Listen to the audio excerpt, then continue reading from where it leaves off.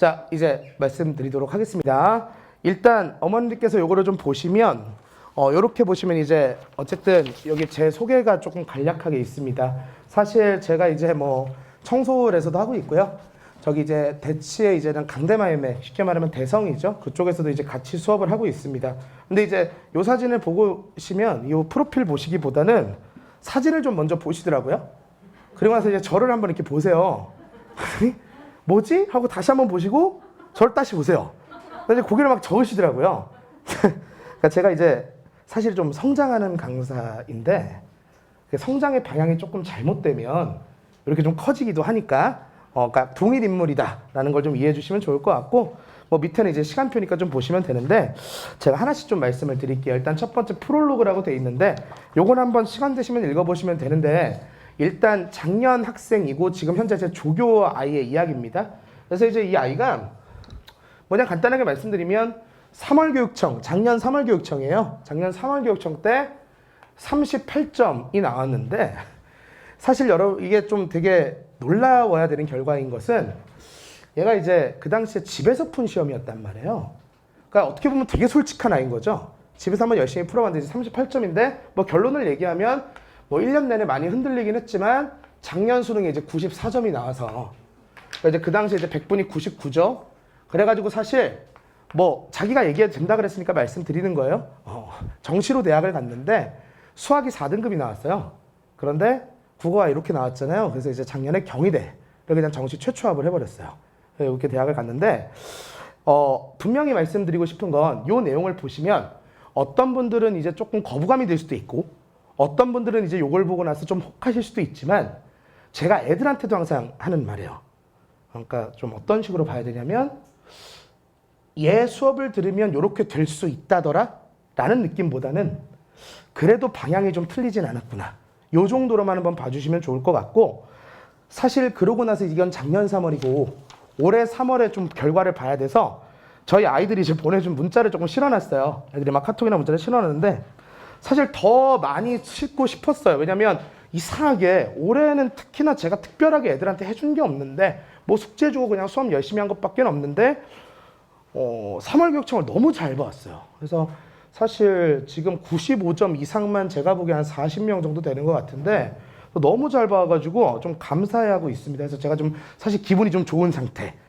다만 이제 마스크를 쓰고 있어서 표정을 못 보여드리는 점 좀 안타깝게 생각하고, 자 지금부터는 그래서 제가 그럼 이제 국어 공부 좀 어떻게 해야 되는지 요거를 좀 이제 말씀을 드려야 되니까 간단하게 말씀을 드리자면 일단 여기를 좀 한번 봐주시면 될 것 같아요. 여기.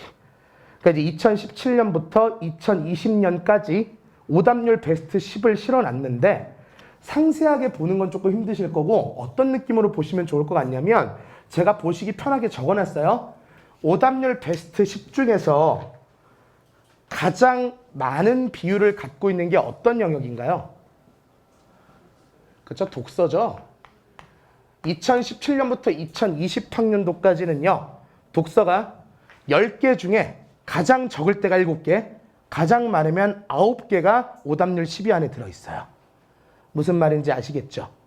그 상태에서 한 장 넘겨보시면 이제 작년 수능을 좀 보셔야 되잖아요. 작년 수능이랑 올해 3월 교육청까지 제가 같이 넣어놨는데 올해 3월 교육청부터는 사실 선택 과목화돼서 엄매랑 화작으로 나눠진 거 아시죠? 그래서 각자 따로 나오거든요. 근데 이것도 봤을 때 마찬가지지만 작년 수능도 독서가 7개, 그 와중에 올해 3월은 1위부터 7위까지가 전부 다 독서예요. 이해되시죠? 그럼 제가 이제 말씀드릴 수 있는 상황은 이렇게 되겠네요. 독서 영역이 뭘까라는 생각을 해보면 결국 이런 게 되는 거죠. 3등급까지는 문학이 안정적으로 만들어 줄 거예요. 그런데 내가 이제 3등급부터 1을 받을래, 2를 받을래, 3을 받을래, 그 숫자가 결정이 되는 건 사실 요 비문학에 달려 있다는 거죠. 이해되시죠? 그래서 일단 비문학을 좀 신경을 많이 써야 될 것 같은데 거기 보시면 밑에 제가 수능 국어의 난이도는 독서가 결정한다. 그렇다면 독해력인가 스키마인가 뭐 이런 식으로 적어놨는데 일단 스키마는 배경 지식 같은 걸 얘기합니다. 그래서 이제 1년 동안 독해력을 좀 키우는 쪽으로 가야 되냐 아니면 좀 배경 지식을 채우는 쪽으로 가야 되냐. 사실 비문학이 어려울 때마다 매년 애들이 하는 얘기거든요. 근데 제가 이제 애들한테 항상 하는 말은 뭐냐면 예를 들어서 이런 질문 혹시 들어본 적 있으시죠? 내가 무인도에 갈 건데 반드시 하나만 가져갈 수 있어. 뭐 요런 거 있잖아요. 저희는 무인도를 가는 게 아니죠. 그러니까 쉽게 말씀드리면 2개 중에 반드시 하나를 골라야 되는 상황은 아니잖아요. 그래서 제가 생각하기엔 이래요.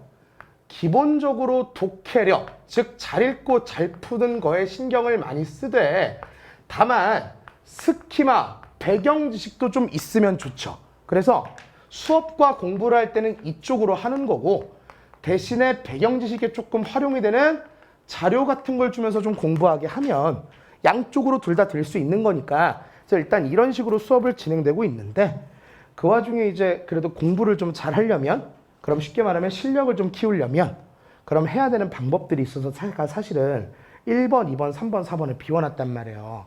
혹시 어머니들 펜 있으신가요? 그러면 적으실 수 있으시죠?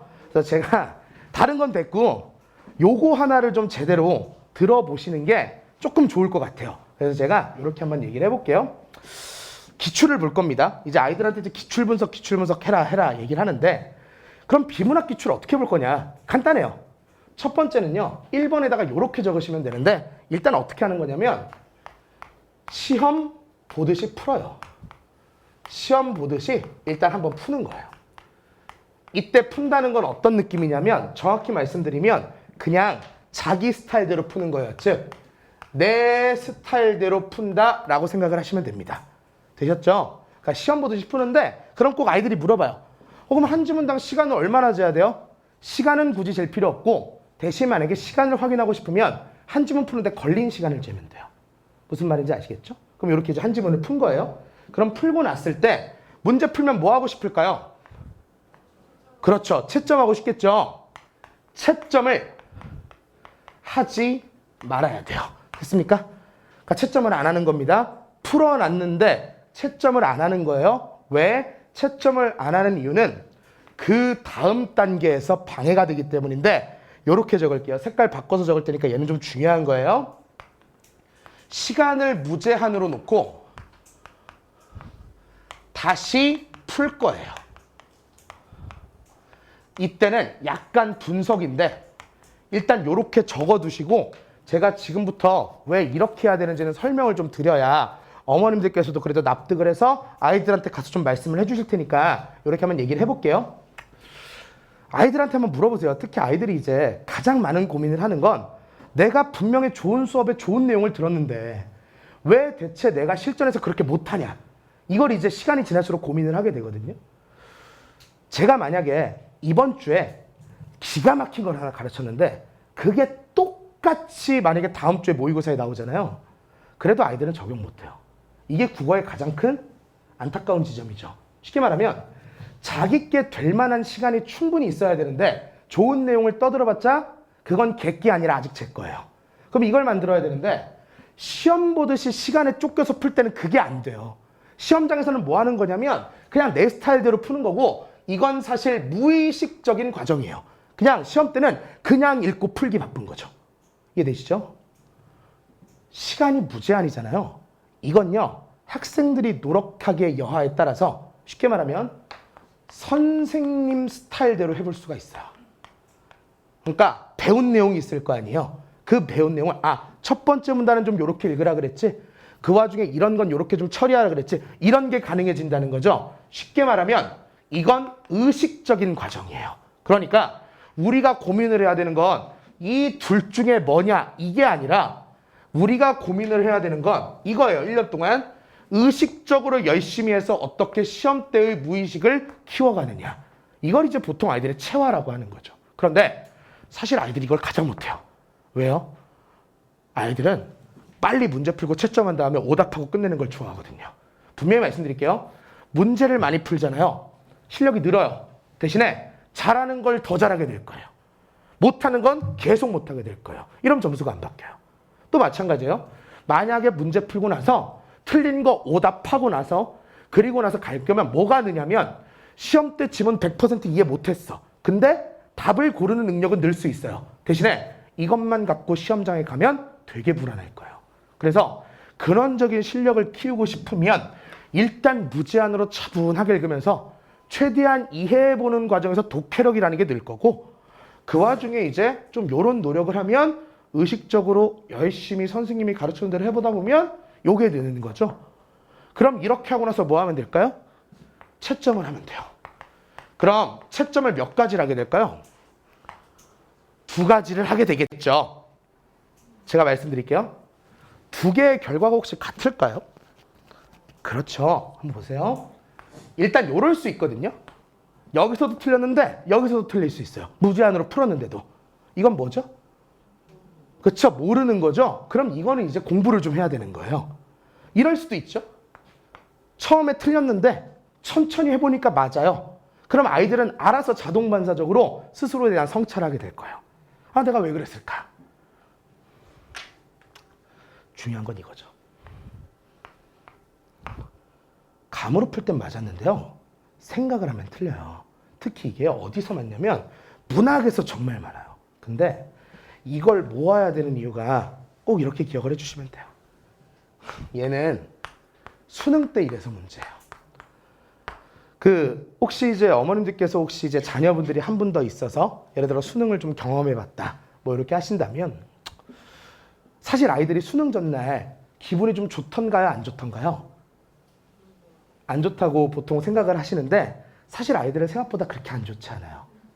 그러니까 정확히 말씀드리면 별로 기분이 나쁘지 않은 이유가 왜 그럴까요? 내일 끝나니까? 아, 절대 아니죠. 경험해 보셨으면 아시겠지만 시작이에요. 그때부터. 피말리는 입시와 뭐 그런 원서 같은 거의 시작이죠. 그것 때문이 아니고 잘 아실 거예요. 제가 이제 감히 이런 말씀 드려도 될지 모르겠지만 사람은 원래 자기가 해결할 수 없는 극강의 고통이 오면 해탈을 하게 돼 있죠. 그러니까 아이들은 사실 어떤 느낌이냐면 하하하하 이러고 있는 거죠. 근데 중요한 게 뭐냐면 그 해탈의 끝에는 항상 아이들이 어떤 생각을 하게 돼 있냐면 이런 생각을 해요. 기분이 그리 나쁘지 않다고 말씀드렸잖아요. 1년 내내 우울해하고 1년 내내 불안해하다가 딱 수능 전날 갑자기 기분이 좋아져요. 왜? 왠지 내가 내일 대박이 날 것 같거든요. 그러니까 약간 어떤 느낌이냐면 아, 내일 되게 잘 보는 거 아니야? 다 맞으면 어떡하지? 인터뷰하는 거 아니야? 뭐 이런 생각을 해요. 저도 실제로 수능 볼 때요. 수능 보기 전날에 무슨 생각을 했었냐면 제가 어떤 망상까지 했냐면 길을 가다가 어떤 사람을 사고해서 구했는데 그게 평가원장이에요. 그래서 평가원장이 뭘 갖고 싶냐? 답지를 하나 달라. 뭐 이런 꿈까지 꿨었어요, 저는. 그러니까 저는 어렸을 때 그랬어요. 그러니까 제가 이제 말씀드리고 싶은 건 뭐냐면 이런 식이 돼버리면 뭐가 생기냐면 갑자기 희망이라는 게 생기죠. 그럼 뭐가 생길까요? 욕심이 생겨요. 그럼 욕심이 생기는 뭐가 많아지냐면 생각이 많아져요. 보세요. 평상시에 풀 때는 그냥 지나가던 건데 갑자기 수능날 욕심이 생기니까 생각을 한 번 더 하게 돼요. 이러면 살금살금씩 올라가는 거예요. 그래서 제가 수능 때 얘기하는 거예요. 그래서 이런 것들을 모아놓는 게 되게 중요한데 이제 저는 보통 요걸 제가 모아주겠죠, 애들한테. 근데 일단 이런 식으로 기출 비문학을 보는 게 가장 이상적이다. 그래서 사실 제가 오늘 뭔가 떠드는데 뭐 하나는 그래도 좀 남겨야 되지 않겠어요. 그래서 요 얘기를 좀 반드시 해드리고 싶었고 그 상태에서 이제 한 장을 좀 넘겨보시면 문학 얘기가 있거든요. 사실 문학 얘기 간단하게 하고 그냥 여러분들 어차피 제가 요거 어떻게 수업하는지 상세하게 적어놨어요. 그래서 뭐 보시면 될 것 같고 제가 딱 이 말씀만 좀 드리도록 하겠습니다. 문학은 아이들이 보통 뭘로 풀죠? 아이들 혹시 뭘로 푸는지 아시나요, 문학? 문학은 보통 감으로 풀죠. 맞죠? 사실 분명히 말씀드리지만 문학은요, 감으로 푸는 게 맞아요. 만약에 문학을 풀 때 감으로 풀지 않는다면 시간 안에 절대 못 풀 거예요. 그래서 감으로 푸는 건 맞는데 근데 이제 요즘은 약간 시험이 좀 형태가 어떻게 바뀌었냐면 이렇게 바뀌었다는 게 문제예요. 첫 번째는 뭐 학생들은 잘 알겠지만 선택지가 길어요. 그 어머님들 이제 혹시 문제를 풀거나 아니면 이제 제가 수능 볼 때만 해도요. 선택지가 이렇게 나왔어요. 눈은 생명력을 의미한다. 그럼 요 정도 나오면 그냥 맞겠지 이러고 가는데 요즘은요 선택지가 기본 3줄이에요. 길면 4줄까지 가요. 그러니까 일단 선택지의 문장부터 잘 읽어야 돼요. 근데 중요한 건 선택지가 길어진다는 건 그만큼 따져야 될 게 많아진다는 얘기잖아요. 감으로 해결이 안 된다는 얘기예요. 그래서 일단 첫 번째가 선택지가 좀 길어졌다라는 거고 그래서 일단 제가 좀 말씀드리는 거 두 번째 그 와중에 요즘은 이런 것들도 많이 나와요. 문학에다가 평론이라는 걸 좀 껴주는 거예요. 쉽게 말하면 문학에다가 이제 비문학 같은 것들을 섞어서 내는 거죠. 이렇게 되면 마찬가지로 따질 일이 많아져요. 쉽게 말씀드릴게요. 감만으로는 해결되지 않는 것들이 생겼으니까 제가 꼭 말씀드리고 싶은 거, 아마 어머님들 자제분들 중에서 우리 아이는 문학에 대해 감이 좀 있어, 내신도 좀 많이 있고 이런 애들이 있을 거예요. 감이 있는 애들의 장점은 감이 있다는 거예요. 감이 있는 아이들의 단점도 감이 있다는 거예요. 그 이유가 감 빼고 없거든요. 그러니까 감으로 풀고 나서 헷갈리는 상황이 오면 그때 그 이후에 두 개 중에 하나 고민될 때 어떻게 판단할 거냐는 판단 기준이 명확해야 되는데, 그거 없이 그냥 감으로 들어가면 수능장 때는 아까 말씀드렸죠? 뭐가 많아질까요? 생각이 많아져요. 그럼 감이 제대로 작동을 안 한다는 얘기예요. 그럼 헷갈리는 게 많아져요. 그 얘기를 말씀드리고 싶은 거예요. 그래서 두 개 중에 하나 고민될 때 판단 기준이 너무 중요한데, 스스로 공부할 때는 당연히 기출 봐야 되고, 그 와중에 이제 사실은 제가 올해 이제 지금 방금 밑에서 애들하고 떠들고 왔는데 1년 동안 이제 가장 공을 많이 들이는 수업이 하나 있어요. 이게 이제 저는 자신 있게 이제 얘기하는 건데, 고민하는 포인트라고, 문학 수업이에요. 근데 이거 두 개 중에 하나 고민될 때 판단 어떻게 할 거냐, 요걸 하는데, 일단 제가 그냥 딱 말씀을 드릴게요. 제 수업 듣는 아이들 중에서 제가 수능 끝나고 가장 많이 듣는 소리는 선생님 덕분에 문학은 하나도 안 틀렸어요. 그러니까 물론 비문학은 상대에 따라 좀 차이가 있겠지만 기본적으로 문학은 제가 어떤 식으로 좀 하냐면 거의 파인할 때 기계로 만들어버려요. 어떤 정도가 있냐면, 제가 사실관계라는 말을 되게 중요하게 생각하는데, 그 얘기를 이제 8주 동안 맨날 듣다 보니까 어떤 애들은 꿈을 꾼대요. 그러니까 제가 꿈에서 귀에다 대고 소리를 지르는 거예요. 사실관계 하면 얘가 막 하면서 깬대요. 그래서 그렇다고 하니까, 그래서 사실은 이제 그때 이제 가기 전에 가장 공을 많이 들이는 강좌인데 두 개 중에 하나 고민될 때 어떻게 좀 움직일 거냐라는 거다라고 말씀을 좀 드리고 싶고요. 그 나머지는 이제 거기 보시면 아마 수강후기도 있고, 사실 이제 뭐 작년에 좀 기분 뭐 감사하게도 뭐 서울대 의대 이제 현역 정시 학생이 좀 나와줘서, 그래서 이제 그것도 있고 해서 한번 좀 읽어보시면 될 것 같고요. 어쨌든 두 가지만 기억해 주시면 좋을 것 같아요. 아이들한테 가서 비문학 공부는 좀 요렇게 하는 게 맞다더라. 이거는 어떤 방법과도 충돌하지 않아요. 그다음 문학은 선택지 길어지고 좀 따질 게 생겼으니까 감으로는 좀 해결이 안 될 수 있으니까 따지는 능력을 좀 키워야 될 것 같은데, 기출 보면서 해라. 대신에 만약에 혹시라도 수업에 도움을 받아야 된다면, 관심이 좀 있으시면 거기 연락처 있으니까 저한테 연락 한번 주시면 되고요. 뭐 요 정도 말씀드리면 될 것 같습니다. 그래서 제가 또 다시 수업을 하러 내려가야 되거든요. 그래서 여기까지 말씀드리고 저는 내려가도록 하겠습니다. 들어주셔서 감사합니다. 아, 예, 말씀 주세요. 네네네네. 네네. 예. 아, 그거를 제가 말씀을 드리면, 사실 얘는 굳이 신경을 안 써도 되는 게 이미 이거 하면서 해결이 됐어요. 그래서 얘는 이제 그냥 스스로의 성찰, 쉽게 말하면 내가 실전에서 이런 일이 있으니까 이런 짓을 안 해야 되겠다라는 생각만 하면 되고, 사실은 얘를 제가 모아야 된다고 말씀을 드렸잖아요. 얘는요, 한 문제 한 문제를 보기보다는 이런 문제를 모아놓으면 좋아요. 그래서 언제 보면 가장 좋냐면 수능 딱 한 달 전, 이런 문제만 보는 거예요. 내가 생각 좀 많아지면 이런 생각을 하는데 왜 이런 생각을 했을까? 쉽게 말하면 이건 사고의 오류가 되는 거거든요. 그래서 내 사고의 오류가 바로 잡히는 건데, 중요한 건 1년 동안 기출 분석은 계속 할 거잖아요.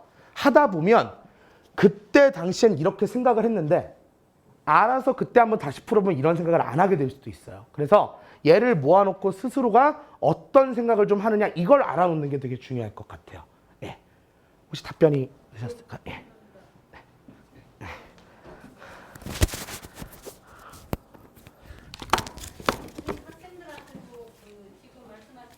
네네. 예, 과제는 다 계속 똑같이 나가고 있고요. 저는 해설지도 제가 쓴 해설지가 나가요. 그래서 수업과 과제가 괴리가 없습니다. 이게 이제 애들이 가장 좋아하는 부분이고요.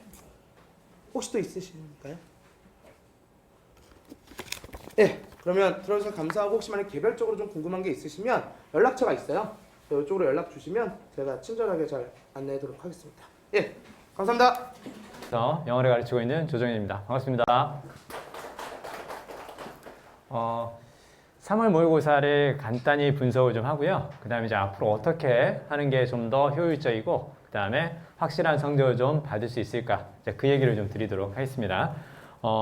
일단 제가 이번에 이제 모의고사를 보고 나서 학생한테 연락을 받았는데, 그 받은 것 중에서 가장 많이 들었던 얘기가 듣기 얘기거든요. 듣기 얘기인데, 듣기를 틀려가지고, 듣기 때문에, 듣기만 맞았더라도, 이런 얘기들이 이제 제일 많이 들었었는데, 작년과 조금 이제 올해 그 달라진 모습이 바로 뭐냐면, 오답률 상위 5문항을 살펴보면 지금 듣기가 2위하고 4위에 들어가 있죠. 그러니까 애들이 듣기를 많이 틀렸다라는 거죠. 근데 듣기를 이제 틀린 게 그럼 듣기의 난이도가 갑자기 올라간 거냐? 그렇지는 않습니다. 그렇지는 않은 거고, 이따가 좀 살펴보면서 말씀을 드릴 건데, 우리가 실제로 이제 시험을 봤을 때는 어차피 결과치를 가지고 우리가 원서를 쓰고 그걸 가지고 이제 의미가 있느냐 없느냐를 분석하게 되는 건데, 결국은 잘 하더라도 실제 시험에서 내가 얼마나 실수를 줄이느냐, 그리고 그동안 맞아왔던 문제들을 얼마나 잘 맞느냐, 이제 그 차이인 것 같아요.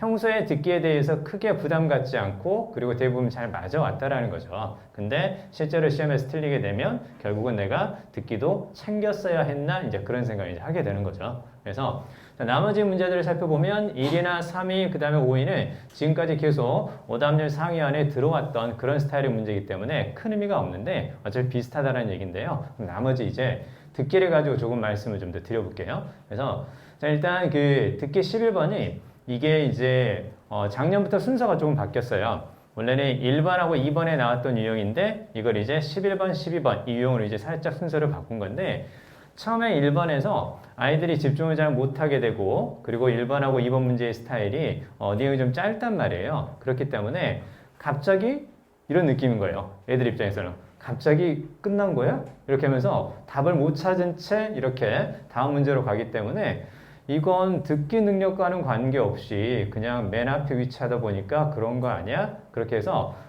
이제 이 문제를 뒤쪽으로 이제 보냈어요. 실질적으로 이제 듣기 능력을 측정하고자 이제 뒤로 보냈는데, 뒤로 보내도 똑같아요, 문제는. 그래서 이 내용을 쭉 살펴보면 밑에 나오는 게 이제 대본이고요. 이제 위에 게 이제 문제인데, 밑에 보시면 뭐 어려운 거 아니죠. 이렇게 쭉 보면 백화점으로 갈 수 있는 방법을 이제 물어본 겁니다. 물어본 건데, 자, 근데 이제 남자가 얘기해 보면 이제 5번 출구로 이제 가면 된다, 약간 그런 느낌인 거죠. 그렇죠? 그리고 이제 밑에 보면 그러면 백화점이 이제 요걸 잘 봐야 되거든요. 그러니까 여기서 나오는 이제 close to 이렇게 쭉 보이는데, 얘가 사실은 이제 문을 닫는다 그 표현이 아니죠. 그렇죠? close to는 어디 이제 가깝다, 이제 그 얘기잖아요. 그래서 자, 5번 출구하고 가까운가요? 이렇게 물어봤으니까 사실은 그건 백화점 지하로 연결이 됩니다 해서 1번이 답이죠. 1번이 답인데, 자, 근데 이제 전체적으로 다 듣지 못했기 때문에 내가 들었던 몇 개의 단어만을 가지고 이제 대충 답을 고르는 이제 그런 습관이 돼 있었던 겁니다, 사실. 그래서 자, 지문소에서 분명히 내가 들었던 말 중에 백화점이 있었기 때문에 그럼 2번 아닌가? 이렇게 생각할 수 있고요. 자, 그 다음에 그래, exit 5라고 얘기를 했으니까 뭔가 숫자 5하고 관련이 있나 봐. 그래서 3번. 또 이렇게 고른 친구 있었고요. 그 다음에 밑에 보면 그래, 맨 마지막에 내가 들었던 말 중에 close가 있었어. 그럼 백화점이 문을 닫는다는 얘기 아닌가? 그러면 문 여는 시간도 궁금하겠지. 그렇게 해서 또 4번을 고른 친구, 이렇게 쭉 나왔다라는 거죠. 그쵸? 자, 그러면 전체적으로 지금 오답률이 2, 3, 4의 고루 분배가 돼 있어요. 고루 분배가 되어 있다는 뭐냐면, 친구들이 이제 듣기를 할 때 사실은 어려운 거 아니죠. 그쵸? 어려운 거 아닌데, 문제는 바로 뭐냐? 전체적으로 다 듣지 않는 거죠. 전체적으로 다 듣지 않고 들었던 일부 단어들만 가지고 대강의 내용을 파악해서 답을 차지를 하다 보니까 이렇게 쉬운 문제지만 오답을 고르게 되는 그런 상황이 이제 되는 겁니다. 자, 그리고요, 듣기는요, 사실 어려운 게 아니라 안 하기 때문인 게 좀 있죠. 그렇죠? 친구들한테 이제 물어보면, 야, 너 듣기는 언제 하니? 그러면 한 달에 한 번 한대요. 한 달에 한 번이면 그게 바로 모의고사 볼 때 빼고는 안 한다라는 거잖아요. 그렇죠? 그렇기 때문에 당연히 이거는 뭐 듣기에서 문제가 발생할 수밖에 없는 거죠. 자, 그 다음에 또 다른 스타일의 이제 또 6번 문제를 한번 살펴볼 건데요. 이건 계산 문제예요. 계산 문제 조금 어렵거든요. 그래서 애들도 알아요. 애들도 알고요. 그리고 이제 어떻게 나오는지 스타일도 대부분 알아요. 아, 뭔가 이제 물건을 살 거다. 그 물건을 하나만 사는 게 아니라 보통 이제 2가지 종류를 살 거고, 그 다음에 물건을 이제 사다 보면 당연히 할인도 받을 거야. 할인도 받을 거고 뭐 쿠폰도 받을 거야. 뭐 그렇게 이제 생각을 한단 말이에요. 그래서 많은 연습을 하는 게 10% 할인이냐, 20% 할인이냐 이제 이런 연습들을 많이 하거든요. 자, 근데 이제 이게 이제 뭐냐면요. 최근에 트렌드를 좀 읽어야 된다 이제 그런 말씀을 좀 드리고 싶은데요. 듣기는 혹시 듣기에서 이제 틀리는 친구들이 있다면요. 당연히 올해 나온 교재, EBS 교재를 가지고 연습하도록 꼭 얘기를 좀 해주세요. 왜냐하면 이게 올해 EBS 교재에서 나오는 문제 트렌드하고 비슷하게 됐어요. 비슷하게 됐거든요. 그러니까 할인 쿠폰이 등장을 해요.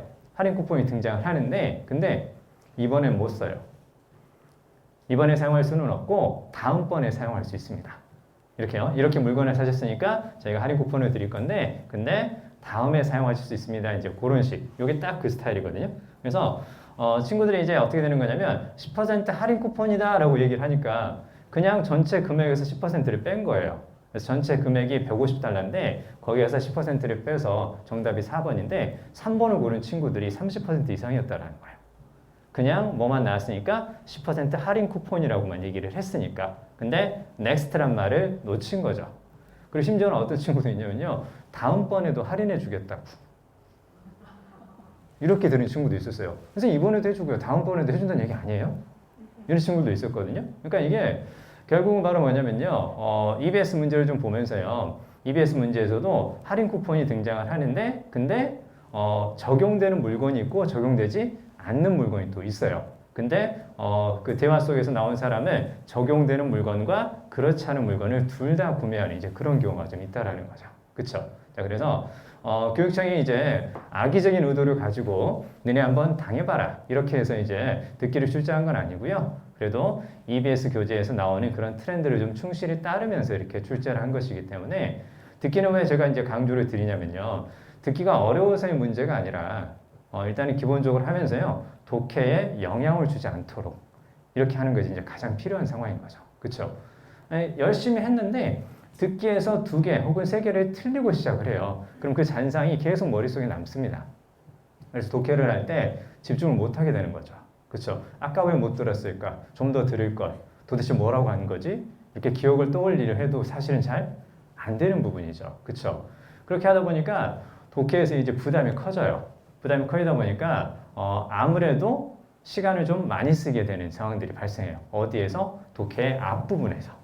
그래서 우리가 흔히 말하는 이제 제일 중요한 3페이지다 이제 그런 얘기를 하는데요. 거기에 보면 이제 밑줄친 부분의 의미를 묻는 함축음이라든가 주제, 제목 여기는 맞출 수 있다는 생각이 많이 들잖아요.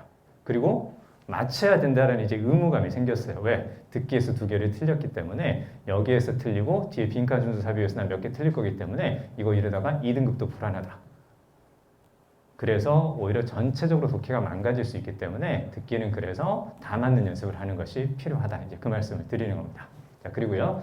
자, 그러면 이제 올해 이제 바뀌는 것들만 좀 간단히 좀 말씀을 드려볼게요. 사실 3월 교육청 모의고사의 분석에서 가장 중요한 건 듣기도 잘 챙겨보자 그런 거고 독해는 어차피 계속 할 거니까. 자, 그러면 올해는 이제 바뀌는 거는 일단 스타일의 변화는 없습니다. 스타일의 변화는 없고 요걸 이제 다 알고 있는 얘기고요.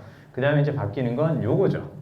요거요. 그러니까 작년까지는 이제 수능이 끝나고 나서 올해 수능에서는 이렇게 할 것이다 라고 이렇게 말 그대로 그냥 말만 돌았어요. 말만 돌았는데 저번 주엔가 평가원이 이제 공식적으로 발표를 했습니다.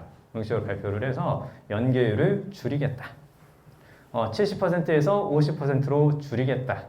자, 그리고 또 한 가지. 자, 이제 EBS 지문을 그대로 사용하지는 않겠다. 간접 연계라고 말을 하는데요. 간접 연계는 이제 EBS 연계 교재에서 우리가 배웠던 문제들 있죠. 그것과 소재는 같지만 다른 내용을 출제하겠다는 얘기거든요. 그럼 사실 이건 뭐냐면 그냥 내가 아는 단어 몇 개 들어있는 문제 보는 거하고 똑같아요. 그러니까 사실상 EBS 연계라고 볼 수는 없는 거죠, 사실은. 자, 그게 왜 이제 그렇게 된 거냐면 이런 문제들이 이제 계속 제기를 한 거죠. 이런 문제들 계속 제기를 했고 친구들이 작년까지 어떻게 공부를 했냐면 그냥 EBS 지문을 그냥 거의 외우다시피 한 거예요. 2번, 3번 반복해서 보면서 나왔던 문제만 맞춰도 그러면 2등급은 나올 수 있는 거 아니야? 이렇게 생각해서 공부를 했다라는 거죠. 실제로 그게 효과가 있었던 경우도 있었고 근데 올해는 이제 그게 아니기 때문에 EBS 교재의 단순 반복은 큰 의미가 이제 없어진 거다. 이렇게 봐셔야 돼요. 그래서 EBS를 몇 번 볼 거냐, 아니면 EBS 문제를 그대로 푸는 것에 큰 의미가 이제 없어지는 이제 그런 상황이 되는 거고요. 자, 그래서 이런 내용들 때문에 그렇습니다. 자, 그래서 EBS 연계 교재는 그냥 영어 실력 향상을 위한 도구로 보자. 자, 그렇다면요. 또한 이제 출제 경향까지 한번 살펴보면 이건 이제 3점은 조금 쉬워지고 있고요. 그 다음에 2점이 조금 어려워지고 있어요. 그럼 전체적으로 2.5점 정도의 난이도가 되기 때문에 사실은 전체적인 난이도는 조금 올라갈 수 있다. 그리고 또 한 가지 드리고 싶은 말씀은 뭐냐면요. 우리 친구들이 이제 공부를 하다 보면 처음에 EBS 교재가 좀 어려워요. 고2 수준과 그 다음에 갑자기 이제 고3 수준의 문제를 보게 되면 이게 당황하게 되거든요. 근데 좀 지나면 이제 EBS 수준의 그 문제들도 조금씩 이제 수월하게 풀어가요. 그러가면서 이제 자신감을 갖게 되는데요. 실제로 EBS 연계 교재에서 나오는 문제의 수준과 그리고 평가원과 수능의 수준은 약간의 갭이 있습니다. 무슨 말이냐? 평가원이 조금 어렵다라는 거죠. 그쵸? 그러니까 EBS 교재만 가지고 해서는 당연히 안정된 성적을 보장하기는 힘들 수 있다. 자, 그리고 자, 밑에 보면 그래서 결국은 직접 연계가 이제 폐지가 되는 거니까 본질적인 영어 해석 능력 강화가 좀 필요하다. 이제 그 얘기입니다. 자, 요걸 이제 참고로 보시면 되고요. 자, 그다음에 자, 그러면 이제 EBS 교재는 공부를 해야 되냐? 하기는 해야 돼요. 하긴 해야 됩니다. 왜냐면 가장 괜찮은 문제죠, 사실은. 그리고 가장 최근에 만들어진 문제고 가장 최근에 평가원의 트렌드를 살펴볼 수 있는 부분이기 때문에 하기는 해야 되는데 그럼 어떻게 할 거냐? 단순히 문제풀이는 아무 도움이 되지 않는다. 그래서 밑에 보면 그 수능에 적합하도록 이제 EBS 교재를 활용하자라는 건데요. 참고로 그래서 저희는요, 저희 청소학원에서는 EBS 교재를 이제 그대로 이제 활용해서 그 수업을 진행하고 있지는 않고요. 저희는 이제 변형 문제를 따로 제작을 해서 그렇게 하고 있고요. 작년까지는 저희 변형 문제의 적중률이 거의 100%였습니다. 6월하고 9월에 연계된 문제는 저희 교재를 벗어난 적이 없었어요. 자, 그래서 올해도 EBS 교재를 활용은 하되 변형 문제를 가지고 하는 것이 가장 좋다. 그리고 변형 문제를 구하기가 어려운 상황이라면 그렇다면 EBS 문제를 풀기는 풀되 전체적으로 무엇 때문에 이게 답이 되는 거고 전체적인 내용이 어떻게 되는지 내용의 이해와 글의 구성을 살펴보면서 공부하는 것이 가장 확실한 방법이다. 자, 여기까지 말씀을 드리고요. 자, 그 다음에 몇 가지만 좀 더 말씀을 드릴게요. 그럼 이제 전체적으로 이제 수능을 대비할 때는 그럼 어떻게 하는 게 좋을 거냐? 일단은 그 지금 이제 3월이 이제 거의 다 가기는 했지만 그래도 충분한 시간이 있잖아요. 충분한 시간이 있기 때문에 단어 많이 해야 되고요. 그 다음에 구문 해석 연습을 좀 가장 그 중점적으로 같이 해줘야 되는 거고요. 그 다음에 EBS 지문의 주제와 변형 포인트만 확인하는 기존의 학습법은 절대 하면 안 된다. 그렇게 말씀드렸고, 그리고 영어 학습 패턴의 변화도 조금 필요하다. 양보다는 빈도. 자주 좀 할 필요가 있습니다. 자주 할 필요가 있고, 그 다음에 빈도와 질을 좀 높여서 좋은 문제를 가지고, 여기서 좋은 문제라고 하면 내가 고민하게끔 만드는 문제. 내가 한 번쯤 앞뒤 문장의 의미 연결을 생각할 수 있게끔 만드는 문제. 그런 문제를 만났다면 그 문제에 대해서 내용 이해가 될 수 있게끔 잘 읽어두고 정리를 해두라는 겁니다. 자, 그리고요. 자, 그러면 영역별로는 그럼 이제 어떻게 할 거냐? 영역별로는 아까도 말씀드렸지만요. 듣기는 저렇게 영어 듣기를 꼭 활용하시기 바랍니다. 그래서 그 듣기 교재 같은 경우는 기출을 할 필요는 없어요. 최근의 트렌드를 읽어야 되기 때문에 올해 나온 EBS 영어 듣기 교재가 가장 좋습니다. 가장 좋으니까 그걸 가지고 하기만 하면 돼요. 진짜로요. 안 하니까 문제인 거죠. 안 하니까 문제니까 그걸 좀 틈틈이 시간을 내서 할 필요가 있다라는 거고요. 다시 한번 또 듣기에 대해서 강조를 하면요. 친구들이 저는 이제 지금 재수하고 이제 고3까지 이제 다 하는데 지금 이렇게 수능만 가르친 지 거의 15년 가까이가 되는데 듣기를 가지고 고민해 본 건 최근 3년이에요. 듣기를 가지고 고민해 본 게 최근 3년입니다. 최근 3년이면 절대평가가 이제 시작되기 시작한 그 시즌과 같이 맞물리는 거죠. 그쵸? 그러니까 아마 제가 이제 걱정하는 바는 아마 그 전부터 이제 내가 수능 볼 때는 절대평가가 될 거니까 라는 생각을 가지고 안이하게 공부한 건 아닌가. 그런 생각이 좀 들어요. 그래서 절대평가가 됐건 상대평가가 됐건 일단은 뭐 좋은 성적을 받아야 되는 거고요. 그 다음에 영어는 부담을 좀 줄이기는 했죠. 그렇잖아요. 그래서 그 10점을 이제 내가 못 받는다 하더라도 1등급 받을 수 있는 거고 심지어는 이제 20점이 날아가도 내가 2등급을 받을 수 있는 상황이잖아요. 그쵸? 그러니까 부담은 없는데 부담은 없으니까 이게 조금 소홀히 해도 되는 거 아닌가? 그런 생각을 했는지도 모르겠어요. 그쵸? 그렇게 하다 보니까 듣기 안 하게 되고 독해도 몇 개 틀려도 안 하게 되고 특히 문법도 애들 잘 안 하게 되는 그런 친구들이 많았다라는 겁니다. 그래서 일단 공부는 공부대로 좀 할 필요가 있다라는 거고요. 그 다음에 듣기는 또 왜 말씀을 드리냐면 아는 단어하고 실제로 들리는 발음이 틀릴 수 있어요. 저걸 읽어보라고 시키면요. determine이라고 그러고 밑에 purchase라고 그러고 그 밑에 거는 subtle 이렇게 얘기를 하거든요. 근데 아니죠. 그렇죠? determine, 그 다음에 purchase, 그리고 subtle 이런 식으로 이제 발음이 되기 때문에 실제로 아는 것과 들리는 게 다르다라는 거죠. 그렇죠? 그러니까 내가 아는 단어인데 이게 왜 이렇게 들리지? 새로운 단어인가? 이렇게 될 수 있기 때문에 확인하는 의미에서 꼭 틈틈이 시간 내서 해줄 필요가 있다는 거고요. 자, 그리고 맨 마지막에 있는 것처럼 독해에 영향을 주지 않기 위해서 듣기 학습은 꼭 필요하다. 자, 그 다음에 이제 독해는요, 이거 다 아시는 얘기 드릴 거니까 그냥 그대로 이제 쭉 보시면 될 것 같고요. 그래서 특히 이제 단어 있죠. 단어는 요거 한 가지 팁을 좀 드리면요.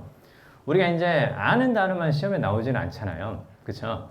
그 언어 학습의 가장 필요한 부분은 응용력을 기르는 거거든요. 왜냐면 언어 자체가 그렇죠. 왜냐면 우리가 뭔가 들었던 것을 바탕으로 말은 하지만 사실은 배웠던 거, 들어봤던 거 그것만 그대로 우리가 재생하지는 않죠. 그쵸? 그걸 바탕으로 새로운 말들을 만들어 나가는 거잖아요. 그쵸? 그러면 기존에 내가 외웠던 단어를 바탕으로 약간 낯선 단어가 나온다면 그 낯선 단어 속에서 내가 알고 있는 단어를 이렇게 끄집어내서 보는 그런 습관을 좀 들여보시는 게 좋아요. 그걸 좀 더 다른 말로 바꾸면 접두어라든가 어근을 활용해보자 이런 얘기를 하거든요. 그래서 최근에 평가원이 약간 어렵게 내는 스타일의 문제가 바로 뭐냐면 한 단어 빈칸 그리고 이제 밑줄 어휘 문제 밑추신 부분이 문맥상 적절하지 않은 것 이런 것들을 묻는 문제라든가 그 다음에 뒤쪽에서 장문에서 또 역시 밑줄 어휘 문제가 나오는데요. 그런 문제들은 대부분 어원이나 맥락을 활용하면 쉽게 답을 찾아갈 수 있다는 거예요. 즉 모든 단어를 볼 때 그 단어의 어원이라든가 맥락을 활용하자. 그게 아니라 낯설지만 내가 어디서 본 단어가 포함되어 있는 단어를 만났을 때는 기존에 내가 알고 있었던 그 단어를 바탕으로 그 뜻을 어느 정도는 유추하면서 접근을 하면 그럼 좀 더 확실하게 답을 찾을 수 있다는 얘기거든요. 그래서 자, 아무튼 요거 좀 말씀을 좀 드리고요. 그 다음에 누적 반복 학습이 필요하고 별도의 어휘집을 마련하는 것도 필요합니다. 그래서 일단 단어를 좀 기본적으로 잘 해주시는 게 필요하다. 그런 말씀을 드리고 그 다음에 해석을 좀 정확하게 하자. 해석을 좀 정확하게 하자라는 거. 대충 두리뭉실 그렇게 하지 말자라는 거고 그 다음에 글의 논리를 파악하고 문장 간의 연결성. 제가 수업을 할 때도 제일 강조하는 부분이 저거거든요. 문장 간의 연결성. 왜냐하면 그 지문은요 하나의 문장으로 이루어져 있지 않죠. 여러 개의 문장이 있지만 걔네들이 하나의 이야기를 전달하려고 하잖아요. 그러면 앞에 나오는 문장을 바탕으로 뒤에 있는 문장을 같이 연결해서 이렇게 보는 연습을 좀 할 필요가 있다는 거예요. 자, 그리고 밑에 보면 이제 미니 모의고사라든가 이런 것들을 활용해서 또 문제도 좀 풀어볼 필요가 있다. 이제 그 얘기입니다. 자, 그리고요 간단히 말씀드려볼게요. 1, 2등급 친구들은 90점을 목표로 하지 말자. 90점을 목표로 하면 89점 나와요. 진짜로. 딱 80점 목표로 하잖아요. 79점 나옵니다. 아슬아슬하게 나만 딱 빠지는 그런 상황이 될 수 있어요. 자, 그리고 이게 설마 안 그러겠냐 그러는데요. 진짜 설마 그럴 수 있거든요. 그래서 딱 영어가 1등급이면 최저가 맞춰져요. 최저 맞춰져가지고 채점을 딱 펴면 딱 90점이에요. 나머지를 막 이렇게 못 본 거죠, 사실은. 근데 아슬아슬한 거죠. 근데 수능 성적표 딱 받았는데 1이 떠요. 그럼 이거 안타깝죠. 그쵸? 그러니까 90점 목표를 하지 말고 다 맞겠다는 생각, 놓치지 않고 풀겠다라는 생각, 그게 필요하다라는 거고요. 자, 그 다음에 듣기는 꼭 해라. 이거 말씀 다시 한번 드리고요. 자, 그 다음에 이제 3, 4등급 친구들은 1, 2등급에 비해서 내용이 많아졌죠. 그렇죠? 당연하죠. 자, 당연한 거 아니겠습니까? 아무튼 그래서 지문을 완벽히 이해할 때까지 문장 구조하고 맥락 파악 연습을 계속해라. 특히 우리 정답 맞추면 이거 생각 안 하거든요. 정답을 맞추는 순간 이 지문은 그냥 내가 다 아는 거고 무시해도 되는 지문이다. 이렇게 넘길 수 있거든요. 근데 알아요. 본인은 알거든요. 해석이 어디가 안 되는 부분이 있었어요. 대충 내가 답을 맞췄다라는 거 그거 있었거든요. 그렇죠? 그러니까 정답을 맞췄다라도 이해 안 되는 부분이 있으면 꼭 다시 한번 점검할 수 있도록 즉 문제를 많이 푸는 게 중요한 게 아니라 하나라도 질적으로 잘 푸는 게 중요하다는 얘기거든요. 자, 그리고요 이제 밑에 당연히 말씀드렸지만 듣기는 꼭 해야 된다라는 거. 자, 그다음에요. 그다음에 이제 5등급 이하는 일단 심플하게 접근하시면 될 것 같아요. 일단 단어 많이 외우자. 그다음에 해석하는 연습. 그리고 제발 한 달 해보고 포기하지 말자. 한 달 해보고 포기하지 말자라는 거예요. 그 말씀을 정말 드리고 싶습니다. 하면 올라요. 6등급도 1등급이 되는 걸 봤습니다. 아직 7등급이 1등급 되는 거 못 봤거든요. 쉽지 않을 것 같고요. 한 3등급까지는 올라오더라고요. 근데 많은 노력이 필요하겠죠. 그쵸? 하면 올라온다라는 걸 가지고 꼭 한 달하고 포기하는 그런 것만 안 했으면 좋겠어요. 안 했으면 좋을 것 같고요. 자, 그 다음에요. 그러면 이제 요 마지막인데요. 자, 사실 이게 제일 중요한 얘기입니다. 사실 제일 중요한 얘기인데, 그럼 내가 이제 모의고사를 앞으로 이제 계속 볼 거 아닙니까? 모의고사를 보면서 이제 앞으로 어떻게 할 거냐? 등급이 아니라 원점수. 원점수를 꼭 물어보세요. 몇 점이니라고. 엄마 저 2등급이요. 엄마 저 1등급이요. 이게 아니라 몇 점인데 꼭 물어봐 주세요. 1등급인데 90점일 수 있고 2등급인데 89점일 수도 있어요. 그쵸? 그러면 1등급인데 90점인 친구는 내려갈 가능성이 크다라는 거고 2등급인 친구는 올라갈 수도 있다라는 거죠. 떨어져도 3등급은 안 될 거고 그러니까 원점수에 관심을 가져야 되는 거고 그 다음에 오답률 상위 5문항을 전체적으로 어떤 것들이 오답률이 높았는지 그걸 살펴볼 필요는 있는데 더 중요한 건 나만의 오답률이에요. 내가 가장 고민했던 문제. 그렇잖아요. 내가 읽지도 안 했는데 남들은 그게 어려운 문제고 남들은 그게 중요한 문제래요. 마치 나는 서울대 안 갈 건데 자꾸 입시 설명회 가면 서울대 얘기밖에 안 해요. 그렇죠? 하지만 큰 틀은 봐야 되겠죠. 큰 틀은 보되 내게 더 중요하기 때문에 내가 읽었는데 틀렸던 문제. 오답 노트를 어떻게 할 거냐라고 물어보면 제가 제일 많이 하는 말이 그겁니다. 읽었는데 틀렸던 문제, 맞췄더라도 헷갈렸던 문제, 그거부터 출발해라. 그게 바로 입시의 출발점이 나라는 얘기가 바로 그겁니다. 내 거부터 보완을 해야죠. 남이 틀린 거 보완하지 말고. 아시겠죠? 자, 그 다음에 취약 부분을 구체적, 객관적으로 파악한다. 이거 진짜 필요한 말이에요. 아니, 그걸 물어보거든요. 야, 너 듣기 그 6번하고 그 11번 왜 틀렸어? 분석해서 한번 써봐봐. 그러니까 딱 써보니까 안 들림. 이러고 있어요. 안 들리니까 당연히 틀렸겠죠. 구체적으로 어디가 안 들리는지를 알아야죠. 구체적으로 내가 어디에서 내가 헷갈렸는지를 알아야죠. 그래야 보완할 수 있는 거겠죠. 그렇죠? 자, 그 다음에 균형 잡힘 학습은 듣기하고 독해를 좀 같이 좀 해줘라. 그 얘기인 거고요. 그 다음에 수능적 사고력과 독해력을 기른다는 건 무슨 얘기냐면 수능스럽게 많이 해보란 얘기입니다. 수능스럽게 많이 해보란 얘기. 그러니까 수능은요, 다른 시험보다 어렵습니다. 제가 토익도 가르쳐봤고 토플도 가르쳐봤는데요. 수능이 가장 까다롭습니다. 그래서 혼자 잘 안 되면 꼭 강의를 찾아서 들어주기를. 왜? 우리는 단기간에 점수를 올려야 되는 것. 목적에 맞는 학습을 같이 해주시는 게 필요하다는 겁니다.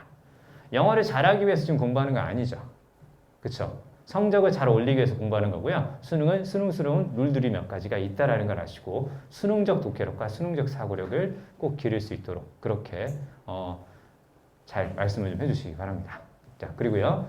결국은 성적 올려야 될 거 아닙니까? 그쵸? 멀리 가려면 그 어느 때보다 올해는 기본기가 필요한 때인 것 같습니다. 여기까지 해서 마치겠습니다. 감사합니다. 강북청소학원 수학 대표 강사 양지호입니다. 반갑습니다. 네.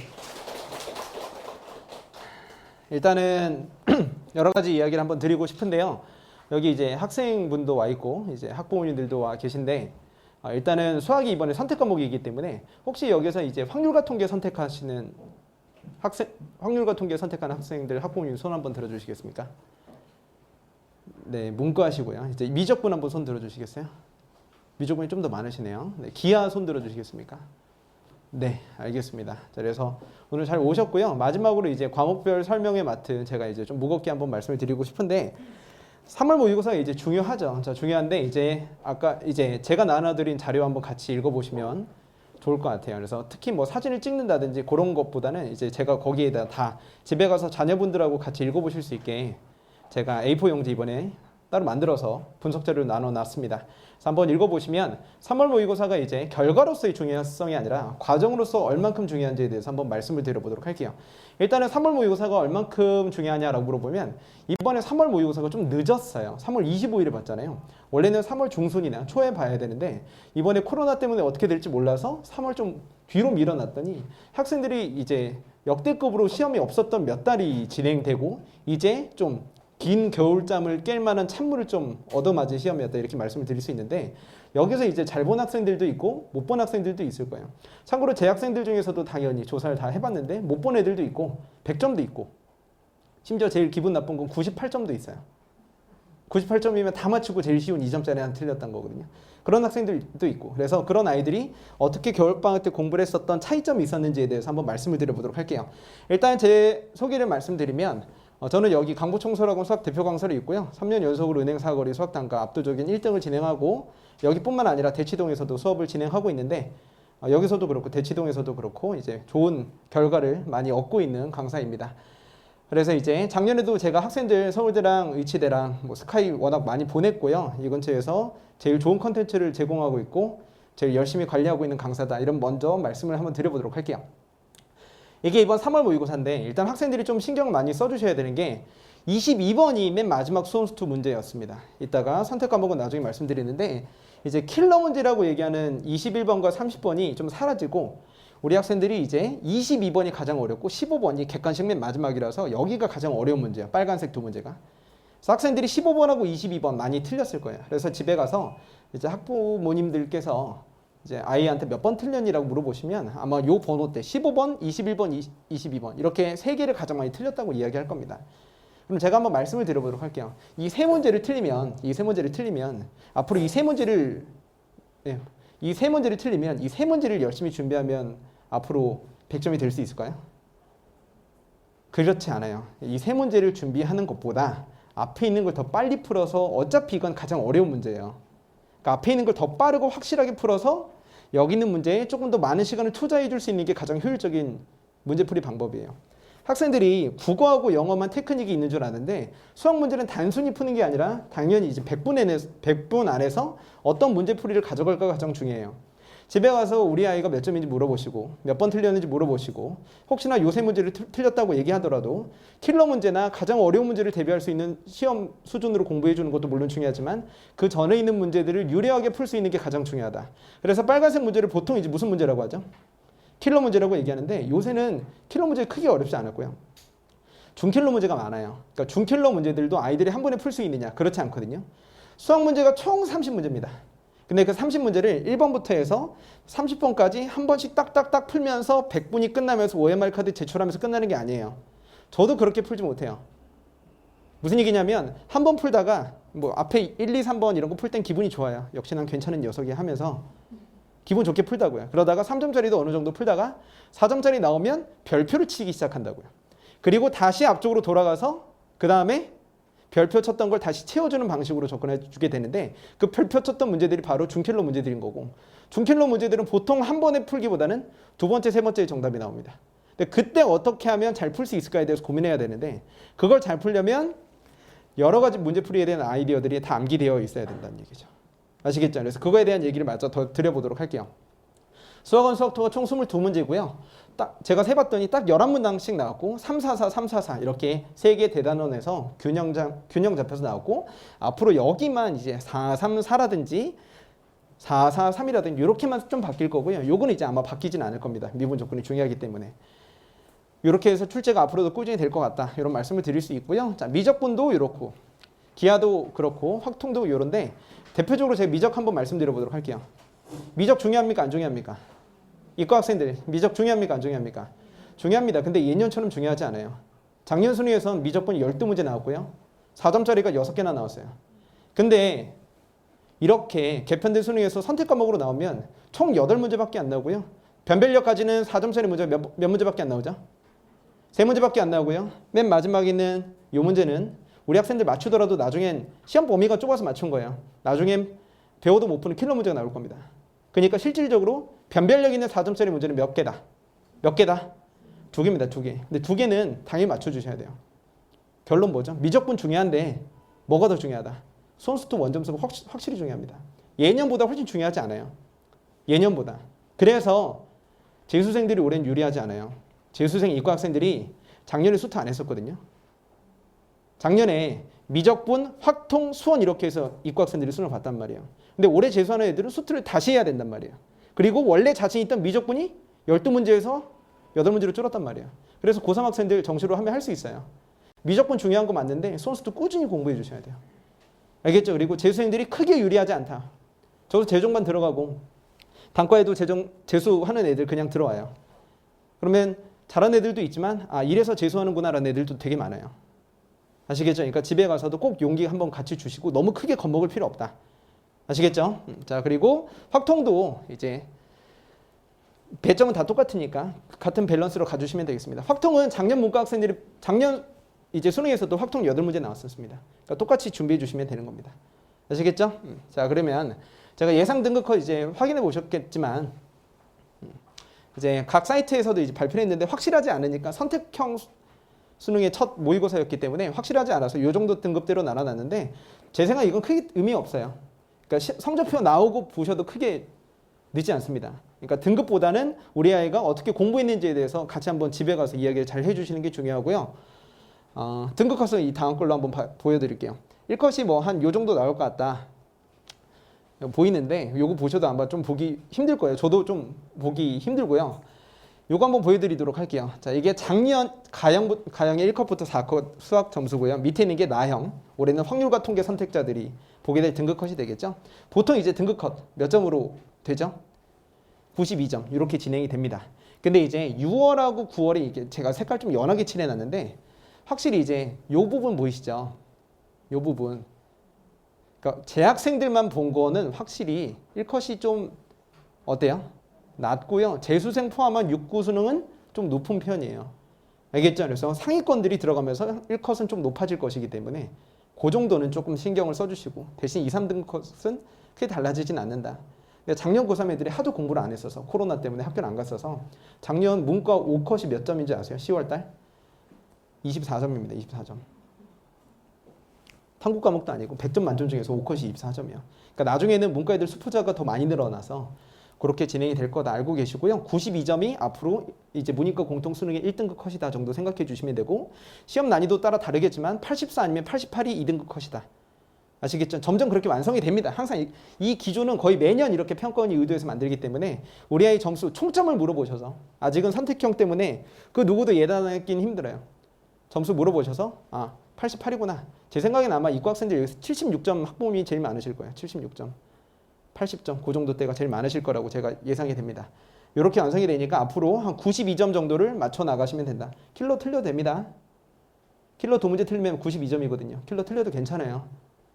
아시겠죠? 준킬러를 다 맞춰도 이번 시험에 우리 아이가 92점 받고 킬러 문제 아예 안 풀고 준킬러 여러 번 풀어서 92점 받아왔어도 기분 좋으셨을 거예요. 킬러 틀렸다고 애들이 속상해하면 그런 거 신경 쓰지 말라고 얘기해 주시면 됩니다. 자, 그러면 3월 모의평가 주요 특징. 아까도 계속 말씀드렸죠. 준킬러 문제를 얼마나 정확하게 해결하는가가 가장 중요한 거고요. 100분 동안에 어떻게 소비해 주는지에 대해서 공부를 많이 해주셔야 되는데 이번 진짜 중요해요. 돌아가는 풀이와 수능적 풀이가 모두 존재한다. 우리 아이가 3점짜리가 틀려와서 너 뭐 잘 풀었니? 이렇게 물어보실 거 아니에요. 집에 이제 아이가 왔을 때 좀 분위기가 안 좋고 아이가 인상을 쓰고 있으면 못 봤구나 이렇게 얘기하실 텐데 엄마 나 계산 틀렸어 하는 친구들은 계산을 가장한 개념 실수일 가능성이 상당히 높습니다.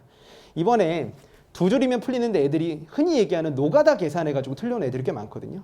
근데 제가 문자 혹시 제 수강생 학부모님들 여기서 꽤 되실 텐데 제가 모의고사 날 목요일 날 저녁 이제 6시에 곧바로 해설 강의 촬영 완료해서 업로드해서 문제로 다 뿌렸어요. 근데 거기서 다 두 줄로 풀었단 말이에요. 그러니까 수능적 풀이가 있는데 그걸 안 하고 그냥 섣부르게 계산만 해가지고 시간이 많이 소비돼서 준킬러 문제를 못 푼 거예요. 3점짜리를 그렇게 해서 틀린 거예요. 100% 그럴 겁니다. 100%. 그래서 우리 아이가 계산이 틀렸다고 얘기하는 것도 믿지 마세요.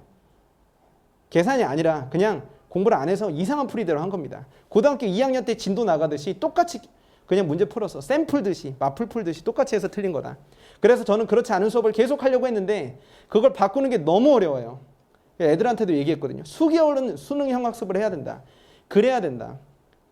여기 아까 이제 손 들어보셨는데 이과 학부모님들 좀 많으신데 이과 애들이 이과병 있는 거 아시죠? 이과병. 자기 천재라고 생각하는 거 아시죠? 자기는 선택받은 사람이라고 생각한단 말이에요. 저도 그렇게 생각했었어요. 근데 고등학교 오니까 완전 산산조각 났죠. 우리 아이들도 이제 중학교 때까진 천재 소리 듣다가 고등학교 1학년 내신 오더니 점점 이제 그렇지 않다는 생각을 많이 하게 되는 시험 결과들을 많이 마주치셨을 텐데 그런 것들이 거죠. 그러니까 애들이 제가 설명해 주면 몇 개 안 듣고 지 혼자 푸는 애들이 있거든요. 싹 다 못 봅니다. 그러면 아시겠죠? 그러니까 수업은 겸손하고 항상 열심히 배울 게 있다 이렇게 공부해 주셔야 돼요. 그래서 고민의 질도 상당히 중요하다. 이번에는 해설지 보시면 알겠지만 제 풀이 영상 보시면 아시겠지만 돌아가는 풀이와 수능적 풀이가 모두 존재하는 문제들이 있기 때문에 꼭 집에 가셔서 제 해설 강의 보게 시켜주시면 좋을 것 같아요. 꼭 그렇게 해주세요. 그리고 계산이 틀린 게 아니다. 제가 학생들 성적 분석 모의고사 보고 나서 제가 다 몇 개 틀렸는지 적게 하는데 이 학생이 7번 틀렸거든요. 근데 계산이라고 썼는데 얘가 이제 노가다 하다가 잘못 구함 이건데 이게 아까 대표적으로 이거예요. 지는 계산 틀렸다고 얘기한다고요. 계산 틀렸다고 생각하지만 사실 문제 풀이를 완전 잘못 접근했기 때문에 이런 거다. 근데 계속 이렇게 가면 안 됩니다. 그래서 저는 계속 잡아주죠. 영상 다 찍어서 보내주고 이거 이렇게 하는 거 아니다. 이런 것들 계속 신경 써주게 하는 게 가장 중요한 제 임무인 것 같아요. 그래서 아이들에게 그런 마인드셋을 가져주는 게 가장 중요하고요. 그리고 주요 특징 역시 수학은 수학이다. 수학은 수학답게 공부해야 된다. 이런 얘기 해주시고요. 선택 과목은 범위가 좁았기 때문에 우리 아이가 미적분에서 몇 등급이다. 크게 신경 써주실 필요는 없을 것 같아요. 전체의 한 6분의 1 정도 됩니다. 이번 시험 범위가. 그래서 6월 정도 모의고사를 봐봐야 아이들이 선택 과목에서 어느 정도 공부를 했는지 중요하고요. 여기 재학생들 학부모님들 계시면 재학생 내신 대비 3학년 내신 대비하고 더불어서 미적하고 확통을 좀 준비해 주시면 자연스럽게 됩니다. 그게 그 범위하고 이제 모의고사 시험 범위가 늘어가는 게 비슷하니까 9월 달부터 전범위에요. 9월 달부터 알고 계시면 되고요. 그래서 확실한 상위권이 되고 싶다 이렇게 해주시려면 수원수투에서 안정적인 원점수가 나오는 것이 중요하다. 일단은 그래야 된다. 그리고 선택 과목에서는 킬러 빼고 다 맞는 걸 목표로 해주시면 된다. 근데 어떻게 하면 수원수투를 잘 보냐 이것도 말씀드려보도록 할게요. 시간이 모자라요 하는 학생들, 계산이 틀렸어요 하는 학생들이 100% 문제풀이 방향을 잘못 잡았기 때문입니다. 수능에서도 수학에서도 분명히 방향성이 존재하는 문제 이런 게 가장 중요한 거고요. 제가 이번에 제 학생들은 정말 문자도 보내면서 뭐라고 했었냐면 제가 이제 목요일날 모의고사 했잖아요. 제가 토요일 반이 마감이 돼서 수요일 반을 새로 개설했단 말이에요. 근데 수요일날 밤에 10시에 했던 게 다음날에 나왔어요. 수요일날 밤 9시 40분에 했던 게. 그러니까 애들이 물어보더라고요. 선생님 어떻게 전날 밤에 했던 게 나왔어요? 근데 저는 알거든요. 뭐가 나올지. 물어봐서 아는 게 아니라 뻔해요. 하다 보면. 수능을 연구하다 보면 대부분의 수학 강사들도 그렇겠지만 제 안목으로는 거의 다 맞춰요. 왜 그러면 작년 수능에 나왔던 거랑 기조들이 있거든요. 이게 나올 거라고 뻔히 예상되는 문제들. 올해 수능 특강에 유난히 강조되는 문제들로 문제를 만들어서 숙제를 만들고 교재 만들어서 아이들한테 줬더니 이번에 가장 어려웠던 22번 킬러 문제로 그게 수요일날 밤에 했던 거. 토요일 반 아이들은 토요일날 밤에 했던 게 그대로 나왔단 말이에요. 그러니까 되게 중요해요. 이따가 그 문자도 보여드릴 텐데 제가 수능 분석할 때 항상 하는 얘기가 있어요. 수능은 몇 명이 응시한다. 40만 명이 넘게 응시하고 외국에서도 많이 보고 수능은 20년이 넘는 출제 역사가 있기 때문에 풀이 방향과 출제 방향이 완벽하게 세팅되어 있어요. 천재들에게만 허락되는 신박한 풀이를 하는 아이들에게 높은 점수를 주지 않습니다. 그러니까 수능의 역사성을 분석하고 기출문제 아이디어를 학습시키는 게 수개월이 걸리는데 아이들은 그냥 지가 혼자 개념 완성했을 때 문제 풀었던 걸로 계속 접근한다는 거죠. 무슨 얘기인지 아시겠죠? 그거를 뜯어 고치는 게 가장 중요합니다. 앞으로 미적이나 확통 배우는 것도 계속 그렇게 가르치고 있고요. 그래서 제 고3 학생들이 많은 거예요. 이렇게 하는 거 처음 봤다고. 아시겠죠? 그러니까 저는 그렇게 가르칩니다.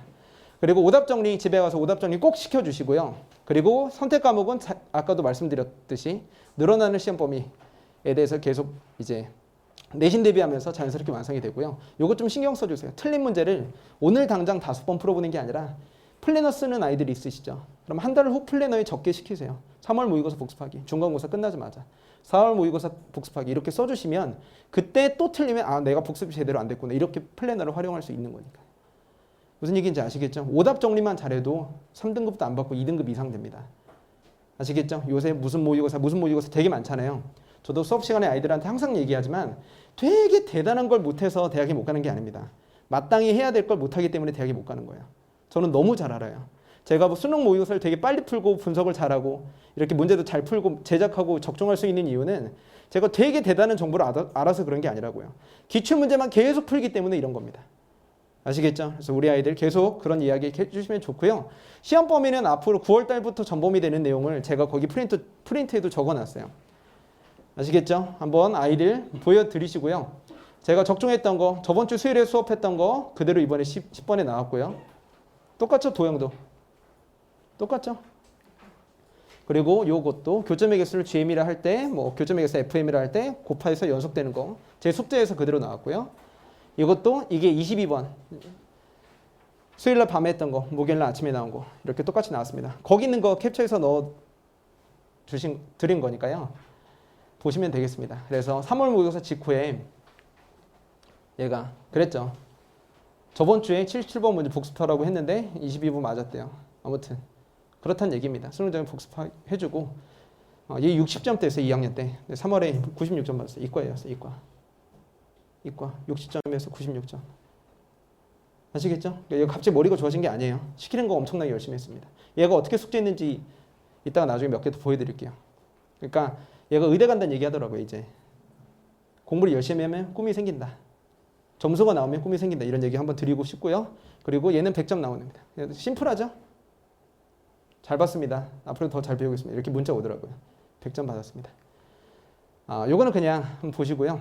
그래서 이제 여기서 제 수강생 학부모님들도 많이 계실 거고 아닌 분도 계실 텐데 불안하시거나 그러면 저한테 보내세요. 제가 상담 먼저 하고 그 다음에 어떻게 해라 라고 말씀을 드리도록 하겠습니다. 그래서 제 브로셔 보이시죠? 앞에 그 옷하고 똑같은 옷 입고 왔거든요 오늘. 얼굴은 좀 다릅니다. 그거 한번 보시고 보시면 제가 어떻게 수업하고 어떻게 준비하는 사람인지 아마 알 수 있으실 거예요. 수강호기랑 다 넣어놨고요.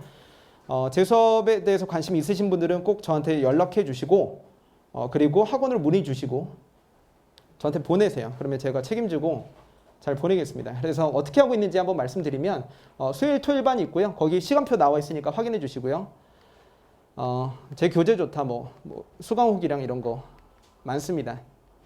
수능 끝나고 뭐 이야기했던 애들 뭐 이것저것 다 보여드렸는데요. 제가 카페가 있어요. 혹시 제 해설 강의 얘기를 처음 들으시면 유튜브에서 3월 학력평가 양종회라고 검색하셔도 괜찮고요. 강북청소학원 홈페이지 메인에 들어가면 제 해설 강의 메인 강좌 업로드해 놨으니까 그거 보시고요. 제 카페가 있어요. 거기에 브로셔의 카페 주소 적혀 있으니까 거기 가입해 주시면 제 수강생들한테 제가 매주 영상 찍어서 손풀이 다 매주 찍어서 보내고요. 그리고 뭐 질문 답변 게시판이나 강좌 다시 보기 할 수 있는 것도 해주고요. 숙제 첨삭도 제가 숙제 첨삭 저도 하고 제 조교들도 하는데 제가 일주일에 한 250개씩 해요. 대치동 애들까지 합치면. 그거 해가지고 상담 얘가 베껴서 내는 애들도 있고 이렇게 하면 제가 다 상담 뽑아가지고 첨삭해주고 이렇게 하고 있습니다. 이거 한번 보여드리려고 이렇게 열심히 하는 애들도 있어요. 제가 첨삭도 다 해주고 영상도 다 보고 이렇게 하고 있습니다. 이런 애는 점수가 오르죠. 분명히. 무조건 오릅니다. 그래서 제 커리큘럼은 이미 다 완성이 되어 있고요. 수능 저격 이후에 모의고사 레벨업 도전이란 걸로 6월 9일 모의평가 대비하고 마지막에 수능 직전까지 파이널까지 진행되는 거고요. 이게 항상 이제 학생 수가 가장 많은 강좌입니다. 그래서 믿고 따라주시면 되고요. 이제 내신 대비 프로그램이 있는데요. 고3 재학생 학생들은 이제 노원, 강남, 경기도 지역에서 제가 여기에서 이제 7년째거든요. 7년째 있는데 여기에서 이제 내신 대비 다 모아서 문제들 제공하는 문제풀이 강좌, 내신 대비 강좌가 지금도 진행하고 있으니까 언제든지 들어오시면 되겠습니다. 그리고 모의고사 레벨업 도전 6평 대비, 9평 대비 진행할 수 있도록 개강을 할 거고요. 마지막에 파이널 모의고사까지 진행이 된다. 이렇게 알고 계시면 됩니다. 그래서 수능 끝나고 제가 항상 이번 수능 끝나고 학생들이 저한테 보내줬던 거 카톡 한번 보여드리고요. 뭐 많아요. 정말 많아요. 정말 보여드릴 수 있는 선례가 많기 때문에 제가 이렇게 자신감 있게 말씀드릴 수 있습니다. 저 이제 어떻게 하면 애들 잘 대학 보낼지 저도 이제 알겠어요. 그래서 공부 안 하는 애들 보면 너무 안타까워요. 이것만 하면 되는데 제가 준 것만 하면 되는데 안 하는 애들 때문에 안타깝다 이런 말씀을 드리고 싶고요. 요 강의실입니다. 요거는 이제 4층이죠.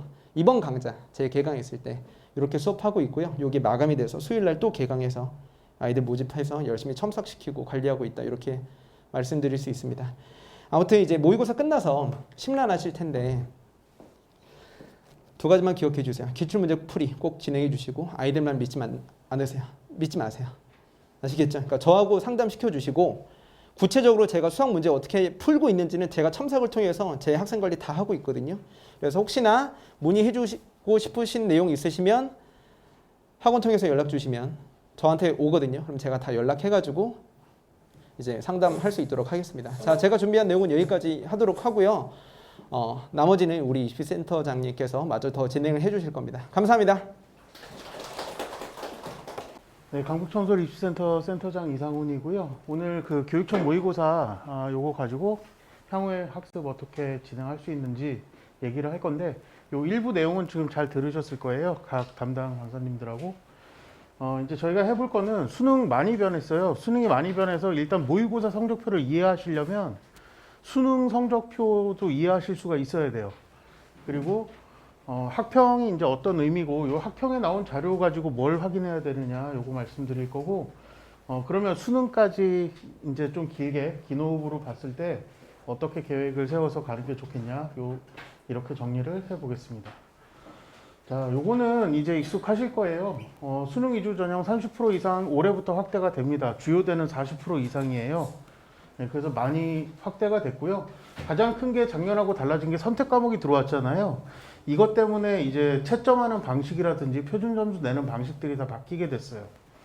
그래서 요게 약간 어려운데 요거 한번 정리를 해 드릴 거고요.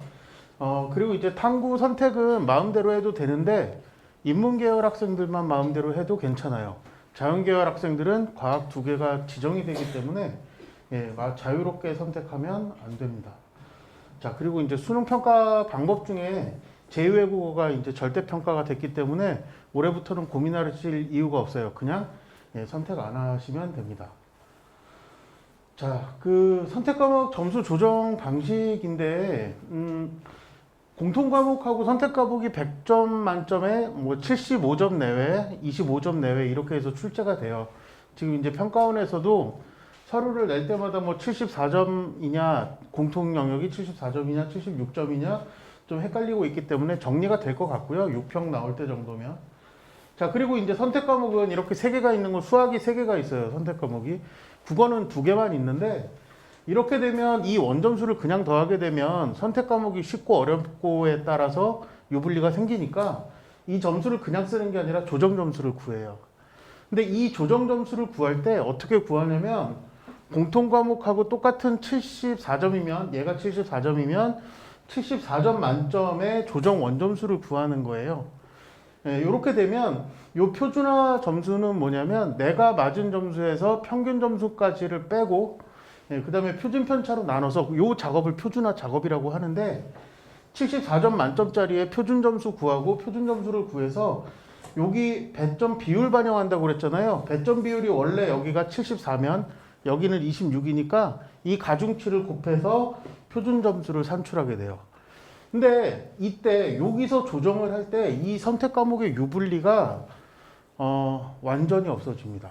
완전히 없어지게 되기 때문에 이 선택 과목을 어떤 과목을 선택을 했다라고 해서 불이익을 받는 과목은 없어요. 자, 그래서 중요한 건 뭐냐면 예를 들면 이런 거죠.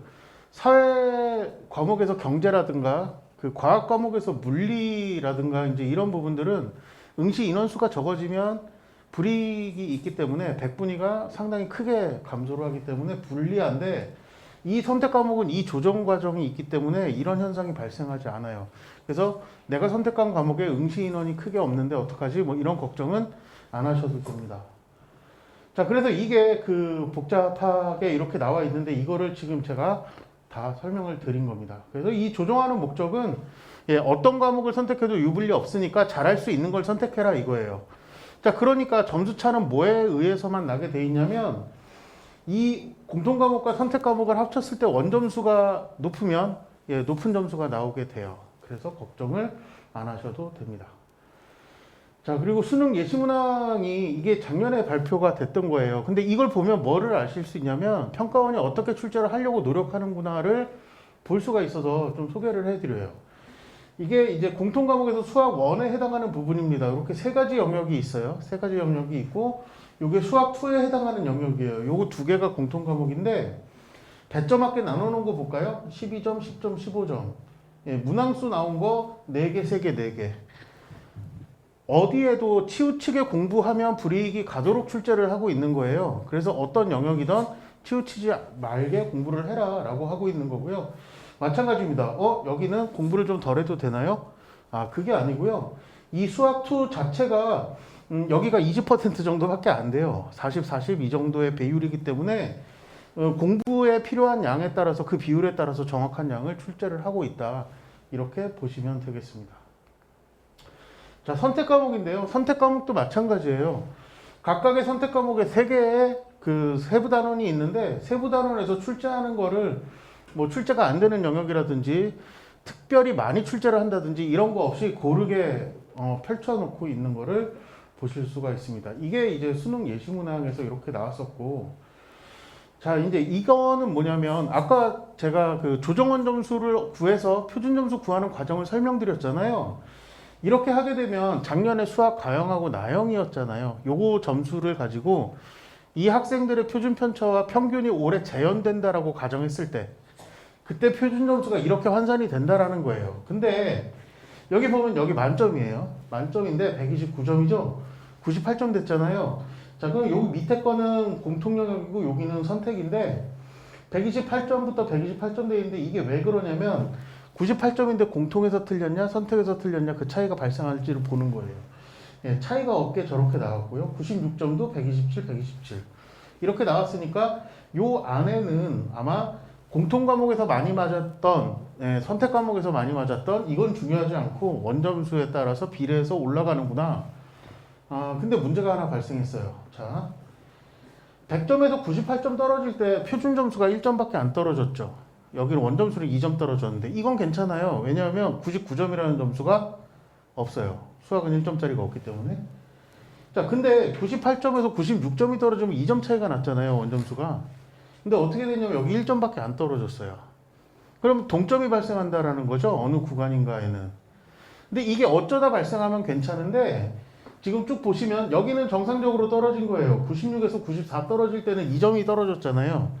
그러니까 표준 점수 1점당 원점수 1점씩이 대응돼서 잘 변별이 된 건데 근데 대부분 요런 게 잘 안 나타나죠. 띄엄띄엄 나타나죠.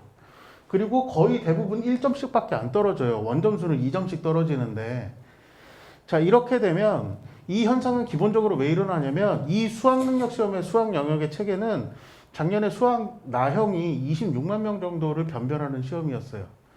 가형은 한 16만 명밖에 안 돼요. 그러니까 이거를 이 학생들을 통합을 해서 하나의 표준 점수 체계로 몰아넣는데 표준 점수 만점이 올라가지 않았잖아요. 그러면 동점이 이렇게 많이 발생할 수밖에 없는 거예요. 자, 근데 이게 이렇게 고득점 학생한테만 그러냐? 그게 아니라 제가 76점까지 구해봤는데 이 밑에도 더 구해봤는데 계속 이래요. 그러니까 어쩌다가 정상적으로 떨어지고 대부분은 변별력이 안 나타나게 이렇게 떨어지게 됩니다. 그래서 이런 현상이 있기 때문에 변별력을 확보를 하려면 어떻게 해야 되냐면 문제를 어렵게 내야 되는데 자, 이 부분에 있는 학생들을 변별하려면 최상위권에 해당하는 문제를 어렵게 내겠죠. 상위권 문제를. 근데 여기 있는 학생들을 변별하려면 어떻게 해야 되죠? 예, 중간 정도의 난이도의 문제를 출제를 많이 하든지 문항 개수를 늘린다는 거예요. 기본적으로 쉽게 풀 수 있는 문항보다 이 학생들을 변별할 수 있는 문제로 난이도를 상향 조정을 해야 되는 거예요. 근데 그게 거의 전 구간에서 나타나고 있다라는 거죠. 그래서 제가 지금 예상을 할 때는 수학은 난이도를 어렵게 갈 것 같다라는 예상을 했고요. 자, 그리고 이제 영어인데 영어는 작년에 서울대학교가 1등급에서 2등급이 떨어지면 0.5점 감점인데 3등급 떨어지면 1점 감점이었죠. 자, 올해는 2등급까지는 괜찮은데 0.5점 감점인데 3등급까지 내려가게 되면 이제 2점이 감점이 돼요. 그래서 감점폭이 좀 늘어났어요.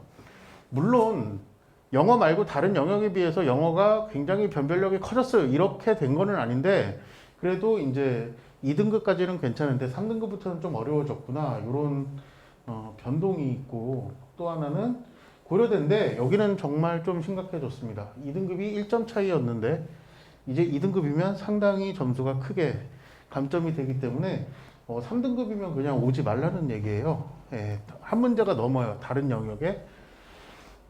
그래서 이렇게 영어 변별력들이 좀 서울대하고 고려대가 대표적으로 영어 변별력이 낮은 학교였어요. 영어를 좀 못 봐도 갈 수 있는 학교.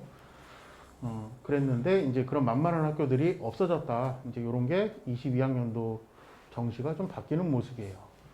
자, 이게 수능 개정안이 22학년도 올해부터 이제 바뀌게 되면서 대체하는 과목이 제2외국어 대체하는 대학이 하나도 없어요.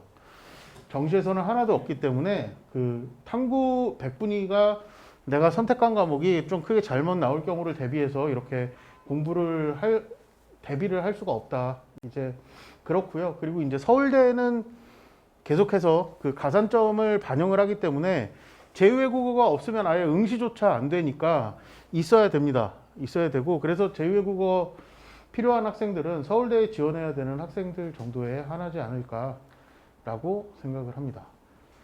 자, 그러면 수능 변별 영역이 이렇게 되어 있는데, 수능은 실제로 이렇게 되어 있는데 제2외국어 거의 반영 안 된다라고 말씀드렸고요.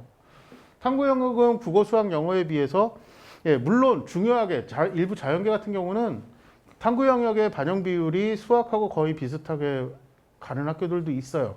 있으나 전반적으로는 그래도 국어하고 수학이 변별 영역이어 왔습니다. 이때까지. 그럼 올해는 이제 어떻게 될까라는 건데, 자, 올해는 이 국어냐 수학이냐가 크게 아마 그 케이스가 두 가지로 갈라질 것 같아요. 뭐냐면 아까 제가 수학 말씀드렸잖아요. 수학은 난이도가 상승될 것 같아요. 전반적인 난이도가 올라갈 것 같은데, 그렇게 되면 수학의 만점 표준 점수가 올라갈 수밖에 없고요. 수학 점수를 어느 정도 확보한 학생들이 대학 가기에 상당히 유리해지는 게 맞아요. 근데 평가원에서 난이도 확보에 성공했을 경우에만 그렇습니다.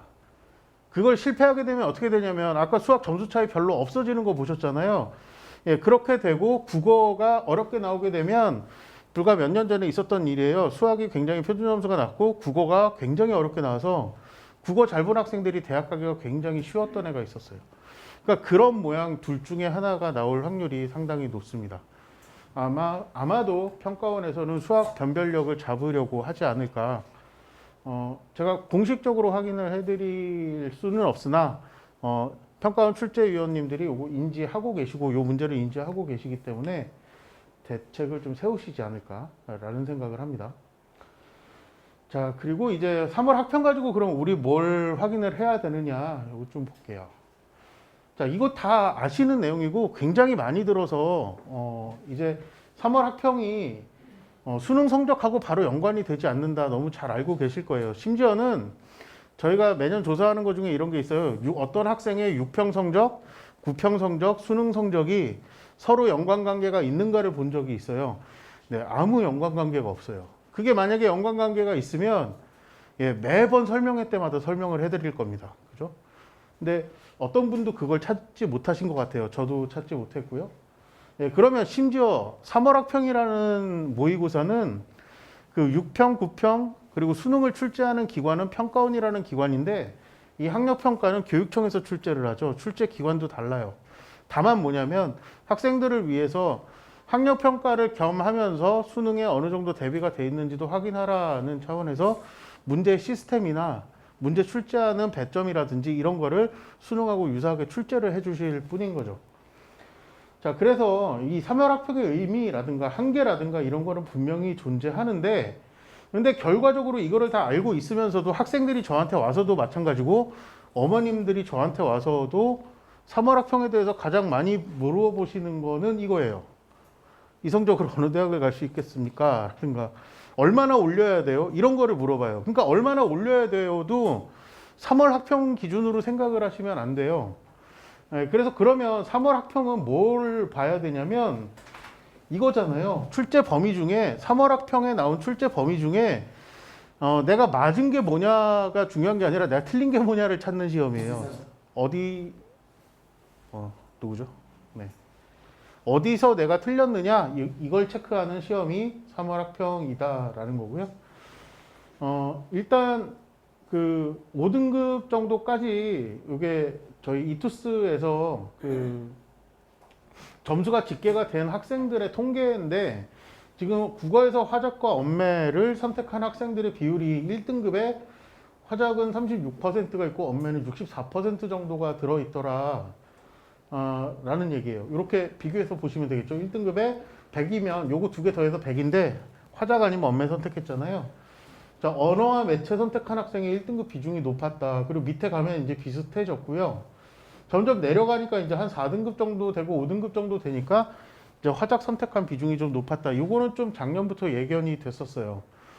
이유는 뭐냐면 이 언어와 매체라는 과목의 특성상 그 국어 문법을 공부한다라는 게 영어 문법을 공부하는 것보다 시간이 작게 들지 않아요. 그런데 일단 한번 이해가 된 상태에서는 이거 문제 푸는 속도가 문제에 출제되는 글자 수 자체가 작아서 문제를 좀 빨리 풀 수 있습니다. 알면 답이 또 깔끔하게 떨어지고 헷갈리는 경우가 별로 없기 때문에. 근데 화작은 일단 다 읽어야 되니까 그런 면에서 좀 유리해서 언어와 매체를 선택하는 상위권 학생들이 상당히 좀 있었는데, 자, 그렇다라고 해서 내가 그러면 화작을 선택하고 있으니까 1등급을 받을 확률이 떨어졌다라고 생각해야 되냐? 이거는 절대 아니라는 거예요. 자, 뭐냐면 여기에 1등급 안에도 화작을 선택한 학생들이 36%나 들어있고, 저 학생들은 화작에 글이 많이 나오지만 그 많은 글을 언어와 매체 푸는 친구들이 선택 과목 푸는 시간 정도에 읽어낼 수 있는 연습이 되면 불리할 게 없는 거예요. 그래서 표준 점수를 환산하거나 할 때 이런 어떤 그 치우칩이나 솔림 같은 것들이 나에게 내가 공부해서 점수 따기에 유리한 게 화작이냐 언매냐 이거를 관심을 두셔야지, 이런 통계 자료를 보고 어떤 선택 과목이 더 유리하겠다 이렇게 생각하시는 건 좀 곤란하다, 이런 말씀을 드립니다. 자, 그 마찬가지인데요. 1등급 나온 친구들이 미적이 압도적으로 많죠. 자, 이거는 이제 예견이 됐던 건데 왜 그러냐면 작년 같은 경우 이제 수학 가형 선택했던 학생들이 자연계를 지원하기 위해서 미적과 기하 둘 중에 하나를 선택을 해야 됩니다. 근데 기하 선택 비중이 상당히 많이 낮았어요. 학생들한테 뭐 이렇게 어떤 선택을 하게 하고 뭐 통계를 보더라도 상당히 낮았고, 또 이제 미적 같은 경우가 아무래도 그 공부할 때 이제 교재라든가 기하 같은 거는 또 이제 교육 과정에서 한번 빠졌다가 다시 들어왔기 때문에 이런 모습을 예상을 했었고요. 근데 지금 기하를 선택한 학생하고 미적을 선택한 학생하고 비교를 해볼 때 이쪽은 그냥 전체 등급에서 비율이 낮아요. 그러니까 이게 기하를 선택했기 때문에 등급 따기에 불리했다? 이렇게 해석이 될 수는 없는 거죠. 네, 그리고 이제 확통을 선택한 학생들은 1등급 비중이 상당히 좀 낮게 나오고 이제 중하위 가면서 이제 좀 많이 올라가는 모습이죠. 그게 이제 표준 편차랑 평균을 좀 비교를 해볼 텐데요. 자, 화작하고 언매하고 차이가 분명히 나죠. 그러니까 약간 더 상위권 학생들이 언어와 매체를 선택을 했겠구나. 왜? 공통 과목에서 같은 문제를 풀었는데 평균이 이만큼이 더 높잖아요. 예. 그리고 저게 이제 그 74점 만점이기 때문에 5점 차이 정도가 나는 거는 상당히 두세 문제 이상 차이 나는 거기 때문에 좀 편차가 크게 났다라고 볼 수 있어요. 자, 근데 이 표준 편차는 학생의 그룹은 달랐잖아요. 표준 편차는 같잖아요.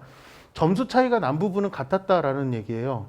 그러니까 내가 뭐 화작을 선택했다, 언어와 매체를 선택했다, 여기에 상위권 학생들이 어느 쪽으로 쭉 치우쳐서 분포를 하고 있다, 이렇게 극단적으로 돼 있지는 않다, 이렇게 봐도 되고요. 자, 선택 과목 같은 경우도 표준 편차 차이 별로 없고요. 화작하고 언매하고 요 평균 차이가 나는데 요 평균 차이는 어떻게 되냐면 신경 쓰실 게 없어요. 조정원 점수를 구하면 이 차이가 완전히 없어지는 거예요. 자, 그리고 이쪽이 이제 수학인데요. 자, 공통 과목에서 미적 선택한 그룹이 47.2점이에요. 근데 확통 선택한 그룹이 30.9점이죠. 엄청나게 차이 나죠. 제가 작년부터 2022학년도 설명회를 할 때마다 학생들한테 굉장히 많이 말씀을 드렸던 부분이 이거예요. 이 수학 부분은 이런 차이가 날 거기 때문에 문과 지망하는 학생들은 다른 공부보다 수학 과목을 좀 과하다쉽게 공부를 많이 해도 된다라는 말씀을 드렸었어요. 근데 지금 보더라도 이게 공통 과목 80점 만점도 아닌데 지금 17점 차이가 난다라는 건 엄청난 차이가 난 거거든요. 공통 과목에서. 사실 아까 1등급 비중이 확률과 통계 선택한 친구들이 매우 낮았잖아요. 그게 바로 이 공통 영역에서 벌어진 차이라고 보시면 됩니다. 자, 그리고 이제 미적 선택한 그룹, 그리고 기하 선택한 그룹 이렇게 나와 있고요. 표준 편차 거의 유사하죠. 그리고 이제 기하가 좀 약간 더 들쑥날쑥했다. 성적이 그렇게 보시면 되고, 요 차이는 아까도 말씀드렸지만, 자, 이거는 평균이 낮았다가 문제가 어려웠다가 아니라 이 확통을 선택한 그룹의 학생들의 수준에 비해서 문제가 어려웠다 이렇게 봐야 되잖아요. 그리고 요 차이는 이제 없어지기 때문에 선택 과목 표준 편차도 역시 이렇게 거의 비슷하게 나왔습니다. 이거는 지금 선택 과목의 표준 편차 이쪽을 보면 기하도 높고요. 공통 과목에서도 기하가 표준 편차가 높죠. 이 얘기는 뭐냐면 기하 선택한 친구들은 상위권하고 중위권이 중간보다 아주 잘하거나 못하는 학생들의 비율이 더 높았다라는 얘기예요. 자, 그래서 일단 선택은 이렇게 하고 있고요. 자, 이게 이제 아까 그거를 맨 처음에 보여드렸던 확통과 미적과 기하 선택한 그룹의 1, 2, 3, 4, 5등급의 비율을 보여드린 거예요. 확통 선택한 그룹이 1등급 나온 비율이 1%예요. 그래서 제가 그 주요대 상경계가 확통 선택한 친구들이 갈 수 있을까를 걱정을 했던 게 바로 이제 이런 이유가 되는 거고요. 자, 1, 2등급을 합치더라도 이제 10%가 안 넘어가죠. 2등급까지 합치더라도. 그리고 이제 대부분의 학생들이 5등급, 4등급 이쪽에 이제 몰려 있는 모습이 보이고, 미적과 기하는 거의 이 자연계 안에서는 편차가 크다라고 볼 수는 없습니다. 왜냐하면 1, 2등급 합쳤을 때 기하나 미적이나 둘 다 이제 20%대 정도 성적 유지들을 하고 있기 때문에 그렇고요. 그리고 이제 기하 같은 경우는 이쪽 수학의 공통 영역에서 좀 낮은 점수를 받은 학생들의 비중이 그 고득점자도 있으면서 좀 넓게 퍼져 있는 표준 편차가 넓게 나타났었기 때문에 미적에 비해서는 좀 이렇게 치우친 결과가 나오지 않았나 이렇게 생각이 돼요. 자, 그러면 성적을 100% 올릴 수 있는 방법은 이거를 답을 먼저 공개를 해드렸는데요. 문항분석이라는 공부 방법은 성적을 100% 올릴 수 있는 방법이에요. 근데 학생들이 의외로 이거를 안 해요. 이걸 안 하거나 아니면 그 문제, 나는 어려운 거를 많이 틀려요 라든가 나는 쉬운 거를 실수해요 라든가 이 정도 생각을 하고서 문항 분석을 했다라고 생각을 해요. 근데 사실은 이제 문항 분석을 하시려면 이 성적 통지표 자체는 기본적으로 알고 있으셔야겠죠. 여기 보면 이쪽에 나와 있는 것들이 이제 국어랑 이건 이제 작년 거니까 좀 이제 다른 모양들이 나올 겁니다. 국어 전국 100분위, 과목별 전국 100분위가 나오고요. 절대평가 과목들은 등급이 나오고, 요게 이제 탐구, 전국 100분위가 나오죠. 자, 요 한 과목의 100분위는 뜻하는 게 뭐냐면 그 과목만 봤을 때 전국에서 내 위치가 어디냐 이거를 말해주는 거예요. 자, 그리고 요 절대평가 과목 같은 경우는 사실 이 등급이 1이 찍혔냐 2가 찍혔냐 이게 중요한 게 아니에요. 뭐냐면 여기 보면 1등급이 요 밑에 보면 몇 명이고 가로치고 몇 %의 학생이 1등급을 받았어요 이렇게 나오죠. 그럼 이 시험 자체는 이게 영어가 1등급이려면 90점 이상이어야 되니까 90점 이상 받은 학생이 11.68% 거의 12%가 1등급 받은 시험이었고 상대적으로 쉬운 시험이었다 이렇게 평가를 해야 되는 거죠. 거기서 나는 1등급이 나온 거예요. 1등급 나왔으니까 잘 한 건데 만약에 이제 이 친구가 이게 2등급이었다 그러면 어떤 생각을 해야 되냐면 이게 정상적인 난이도의 수능 시험으로 출제가 되면 나는 3등급 나올 수도 있겠구나라고 생각을 해야 되는 거예요. 자, 그리고 또 이제 여기에 2등급이 나왔더라도 이게 1등급이 간혹 한 뭐 4, 5% 이렇게 나오는 굉장히 어려운 시험일 수도 있습니다. 그렇게 되면 이게 큰일 났다라고 판단할 게 아니라 어렵게 나오면 여기까지도 나올 수 있구나 이렇게 판단을 해야 되는 거죠. 자, 한국사는 뭐 그렇게 중요한 내용은 아니고요. 자, 이제 이쪽에 보면 국어에서 출제 영역들이 이렇게 나옵니다. 그러면 어떤 영역에서 내가 득점이 뭐 감점이 많이 당했는지 이제 이런 것들을 전국 평균과 비교해서 볼 수가 있어요. 그렇게 돼 있고 수학, 영어 마찬가지죠. 자, 이건 이제 오답 문항들이 여기에 쭉 올라오게 되어 있는 거고, 자, 요게 그 대학 지원하는 입장에서는 요걸 참조하면 되는데 1, 2학년까지 이거 거의 보실 필요가 없어요. 연동이 안 되니까. 근데 3학년 이제 3월 모의고사기 때문에 한번 보면 자, 여기는 국어, 수학, 과학을 더한 점수가 전국에서 100분이라는 뜻이에요. 자, 다시 이거의 평균이 아니에요. 국어, 수학, 과학 이거의 평균이 아니라 국어, 수학, 과학을 내 점수들을 다 더했을 때 100분위로 따지면 전국에서 몇 번째의 100분위, 몇 퍼센트에 해당하는 100분위를 가지고 있어요. 누적 100분위라는 개념인데 그게 여기에 나와 있는 겁니다. 실제로 우리가 대학에 지원을 할 때는 이 누적 100분위라는 개념을 생각을 해서 지원을 해야 돼요. 이게 아무리 높아도 누적 100분위로 환산했을 때 낮은 구간이라면 불리하게 되기 때문에 그렇고요. 자, 그리고 이제 여기 보면 과학 탐구 과목을 2개를 더해서 요거는 하나겠죠. 2개를 더했을 때는 100분위가 또 어떻게 된다. 그러면 봐야 되는 거 거의 대부분의 주요되는 여기니까 이 점수를 보면 되는 거겠죠. 자, 여기에 해당하는 인원수가 이제 요 인원수들이 응시를 했다 이렇게 나오는 거고요. 자, 그리고 이제 요 부분이 문항 번호들이 쭉 나오고 여기는 답안, 내가 낸 답안이고 정답은 뭐고 내가 낸 답안은 뭐였다 이게 나오는데 학생들이 이거 문항 분석할 때 이거를 다시 복기 안 하는 학생들이 너무 많아요. 밑에 보면 이제 채점 결과 정오가 나오죠. 맞았다 틀렸다. 그리고 밑에 보면 난이도가 나옵니다. 이거 A, B, C, D, E가 나오는데 A는 정답률 80% 이상이에요. 굉장히 쉬운 문제입니다. 이 시험에 응시했다면 미술을 하는 친구건 체육을 하는 친구건 다 포함해서 80% 이상 맞춘 거예요. 자, B는 40%까지. 그리고 20%씩 떨어져서 이제 C가 40%에서 60% 사이의 정답률, D가 그 밑에 40에서 20, 그리고 20% 이하의 정답률은 난이도 2. 그래서 최상위권의 문제가 되는데 여기 보면 이렇게 어려운 문제들이 수학 주관식이네요. 여기가 많이 출제가 됐네요. 그래서 어느 정도 난이도의 문제를 내가 틀렸다 이런 것들을 기본적으로 볼 수 있는 게 요 성적표예요. 그래서 요거 보는 거는 가장 이제 기본이고요. 여기에서 이제 내가 그 학생들이 이거를 보면서 가장 먼저 여기 틀린 문항수가 이렇게 나오잖아요. 많이 나오면 이거를 보면서 오답 노트를 적기 싫어하는 학생들의 대표적인 이유가 뭐냐면 틀린 게 너무 많아요. 이거 다음에 숙제 못해요. 이거예요.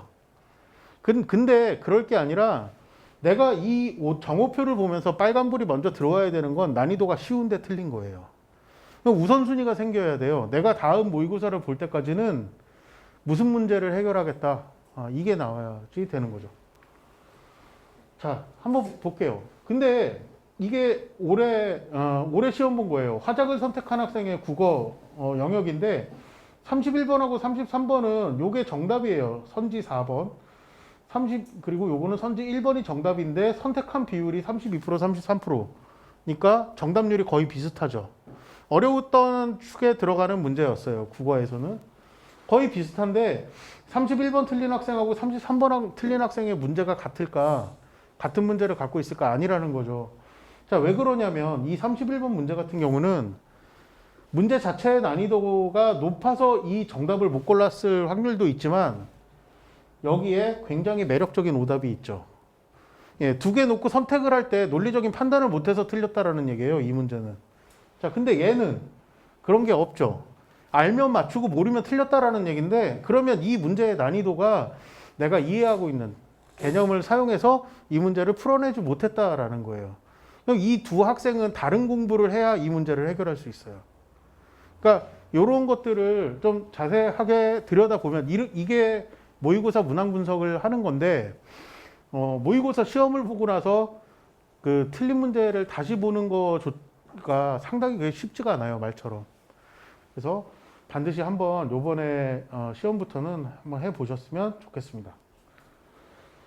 자, 그래서 이제 이게 선지 난이도의 개념이에요. 요게 선지의 요 정답률이라는 거는 문항 자체가 가진 난이도일 거고요. 이렇게 오답 선지가 정답 선지하고 어느 비율을 가지고 있느냐, 요런 게 이제 선지의 난이도다라고 얘기를 할 수가 있는데 그걸 제가 요번에 본 거 국어 화작 파트고요. 여기가 국어 언어와 매체 파트인데 이쪽이 이제 선택 영역 파트고 앞쪽이 공통인데 자, 지금 보시면 정답률이 왔다 갔다 떨어지는데 여기 선지 난이도가 쭉 올라가면 정답률이 뚝뚝 떨어지죠. 예. 그래서 대부분 국어나 영어 같은 거는 이거에 영향을 되게 많이 받아요. 그래서 좀 그 모단 문항이라든가 이런 거 분석을 할 때 내가 선지를 어떻게 읽고 있는가 판단하는 문제에서 이제 이런 문제들을 많이 틀리는가 아니면 그냥 좀 이렇게 쉽게 골라낼 수 있었는데 이건 그냥 개념 자체를 내가 공부를 안 해서 몰랐다. 특히 이제 문학 같은 거라든가 문학 작품 감상하는 방법을 모르면 문학 영역에 손을 못 댑니다. 그러면 이제 나 문학 공부를 해야 되는구나. 이렇게 뭘 공부해야 되는지 우선순위가 결정이 돼야 된다라는 거죠. 자, 언어와 매체 이렇게 나왔고요. 자, 근데 이게 항상 같냐? 모의고사 때마다 이렇게 다르게 나와요. 지금 요 정도가 나오는데 선지 난이도들이 보면 지금 대략 한 20%? 예, 요 정도에서 왔다 갔다 하고 있죠. 그리고 몇 문제가 이렇게 선지가 헷갈리게 출제가 됐는데 이거는 19학년도에 고등학교 2학년, 그러니까 작년 3학년들이 봤던 시험이에요. 지금 보면 상당히 선지 난이도가 되게 높게 나왔죠. 그러니까 이런 시험에 약하고 강하고 이제 이런 게 학생이 공부를 어떻게 했냐에 따라서 특성이 다를 수가 있는데 내가 어떻다를 인지를 하고 거기서부터 공부를 시작을 해야 될 것 같습니다. 자, 요거 이제 그 수학으로 넘어왔는데요. 지금 보면 여기 15번인데 15번 여기 있어요. 여기 있는데 얘는 오답을 선택한 비율이 거의 40%고요. 정답 선택한 비율 가장 높은 오답 선택 비율이 40%고 정답은 18%밖에 안 돼요. 이 오지선다잖아요. 그러면 그냥 문제를 안 풀고 찍었을 때 20%는 맞을 수 있어야 되잖아요. 그게 20%도 안 됐다라는 얘기죠. 그럼 그냥 찍었다라는 얘기인데 그래서 결국 이제 5번 선택한 비율이 39% 뭐 이렇게 돼서 지금 이거는 근데 이게 선지가 5번이 매력적이었기 때문에 헷갈려서 찍었다? 이렇게 생각할 수는 없죠. 그냥 찍었는데 찍다 보니까 학생들이 이쪽으로 좀 많이 몰렸다 이렇게 생각을 해야 되는 거죠. 자, 여기는 수학 같은 거는 그래서 이 객관식의 그 선지 난이도 자체는 그렇게 크게 문제가 되지 않아요. 또 뭐 합답형 문제라든가 이런 개념 물어보는 문제들이 있어요. 이런 것들은 선지 난이도가 연관이 될 수 있으나 대부분은 그냥 정답률로 보시면 되는데 특징이 뭐냐면 이 구간 여기에 해당하는 난이도의 문항수가 엄청 많이 출제가 됐어요. 예. 지금 이 교육청 모의고사 자체도 난이도들이 조금씩 올라갔다라는 거예요. 그러니까 이전에 하고 지금 난이도가 어떻게 바뀌고 있냐면 난이도가 아주 어려운 킬러 문항들하고 중킬러 문항들하고 이제 평범한 문항, 쉽게 맞출 수 있는 문항 3개 정도로 나누게 되면 킬러 문항들 같은 경우에는 보통 20% 이하예요. 지금 이제 요것도 킬러 문항이라고 할 수 있는데 왜 그러냐면 요거는 여기에서 찍어서 맞춘 거 20% 빼야 되잖아요. 예, 그러면 얘네도 거의 어려운 난이도가 높은 쪽에 들어가요. 이 정도 난이도가 되는 거예요.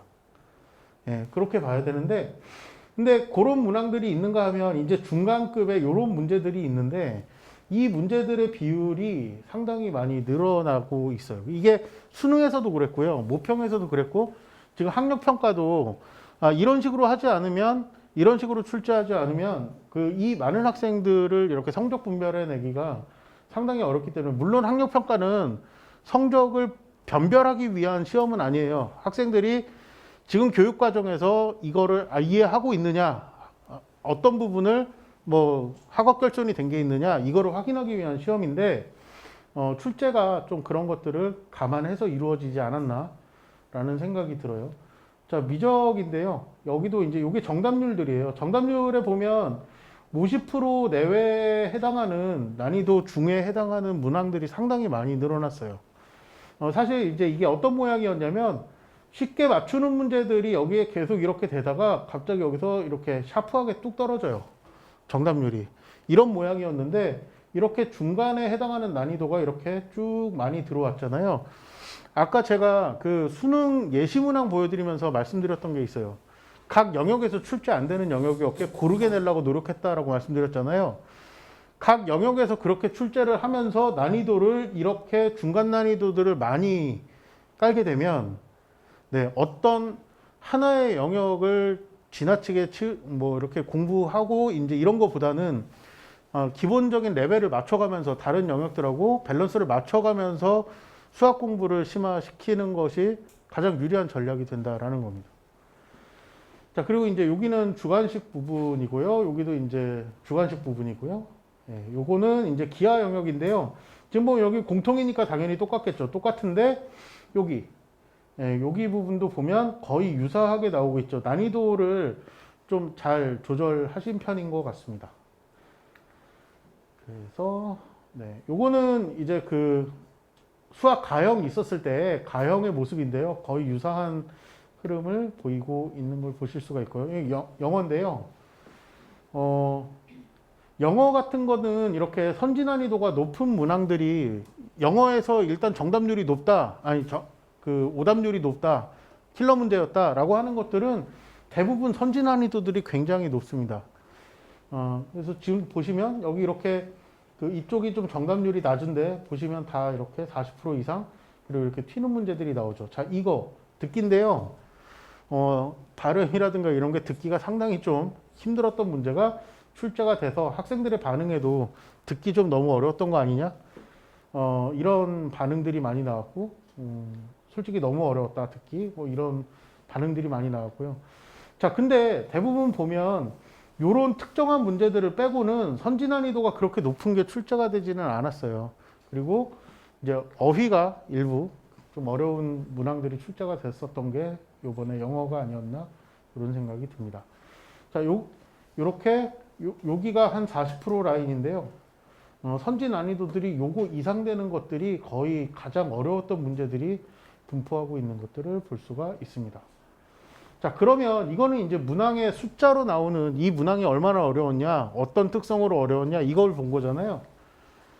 그럼 마지막으로 이 작업을 해야 돼요. 이게 1번이 어디에서 출제가 된 거고, 출제 의도가 뭐를 확인하기 위한 거였냐. 그래서 내가 틀린 문제가, 예를 들어, 제가 이거 표시를 한번 해봤는데, 여기 화작문에서 뭐, 그 토론의 논증 구성 방식, 뭐 이거 파악하는 거, 핵심 원리 이해하는 거, 등등등, 이렇게 해서 출제를 해서 냈잖아요. 근데 이거는 출제 의도가 이건 거고요. 내가 이걸 틀렸다고 출제 의도를 반드시 모른다고 할 수가 없잖아요. 자, 그걸 확인했는데 나는 출제 의도도 알고 지금 보니까 도움 없이, 선생님의 도움, 설명 없이 풀 수 있는 문제였는데 이때 이 시험을 풀 때 집중을 못했다 라고 하면 과감하게 그거는 버려야 돼요. 다른 문제에 더 집중을 해서 내가 필요한 문제들을 해결을 하셔야 되는 거죠. 자, 이 학생 같은 경우에 그냥 보이는 게 저기 여기서 이렇게 산발적으로 나오고 있다가, 자, 이게 한 지문이거든요. 이거 지문 하나 이해 못했다라는 뜻이에요. 자, 그러면 내가 이걸 왜 이해를 못했지라고 해서 뒤로 추적해서 학습을 시작할 필요가 있습니다. 그래서 이런 것들을 하기 위해서 문항 분석을 하는 거고요. 그 모의고사 이렇게 틀린 문항 옮겨 적고 거기다 막 뭐 이렇게 예쁘게 막 글씨 넣어가지고 그림 넣고 해가지고 막 이렇게 꾸미고 하는 거 시간 엄청 오래 걸리고 비효율적이에요. 그러니까 문항 분석은 그런 걸 하려고 하는 게 아니라, 내가 이 문항 분석이 끝나고 나면 모의고사 이후에 지금 책을 핀다면 어디가 제일 시급한 부분인가 이걸 알아내기 위해서 그 목적으로 하시는 게 맞다라고 생각을 합니다. 자, 그리고 얘는 모의고사가 이제 3월권은 아직 안 나왔어요. 이게 성적표가 나오면 발표됩니다. 이게 점수대별로 인원 비율이 몇 % 정도씩 이렇게 나온다 발표가 되는데, 지금 국어 같은 건 이렇게 좀 정규 분포에 가까운 모양, 약간 이렇게 좀 찌그러져 있지만 가까운 모양 이렇게 나오는데요. 작년에 보면 수학 가형 같은 거는 이렇게 여기가 가장 높죠. 중간값이. 정규 분포에 비슷해요. 이렇게 나오는데 나형 어떻게 돼 있죠? 이렇게 돼 있죠. 이렇게 돼 있으면 이 학생들하고 같이 시험을 보게 되면 당연히 여기 있는 아주 끄트머리에 있는 몇 %의 학생 빼고는 수학 성적이 표준 점수를 같이 내게 되면 내가 기대했던 점수가 나올 수가 없는 구조가 되는 거예요. 그러니까 그 1등급 비율 보여드렸는데 좀 저도 사실 그 비율을 보고 생각보다 좀 심하다라는 생각을 했어요. 0.6%가 안 되니까 이건 좀 너무하지 않나라는 생각이 들어요. 그리고 이제 요거는 영어 절대 평가인데 작년 같은 경우는 이제 굉장히 좀 쉽게 나온 편이었기 때문에 이렇게 나왔고, 올해 거는 이제 또 올해 그 통계 자료가 정확히 나오면 또 보시면 되겠습니다. 영어 뭐 그렇게 난이도가 아주 어렵지는 않았다고 하는데 그래도 이제 학생들 체감은 달랐을 수 있으니까요. 자, 그래서 이렇게 그 3월 학평 가지고 무엇을 해봐야 되는지 말씀을 드렸고요. 가셔서 그 제가 넣어드린 게 학생들이 그 자료집 제가 넣어드린 거에다가 그 3월 모평 봤던 시험지 이렇게 다시 살펴보면서 본인이 봤던 시험지 살펴보면서 정리 한번 해볼 수 있게 좀 넣어드렸으니까 활용하셔서 나중에 그 향후 학습 방향 잡는데 도움 받으셨으면 좋겠습니다.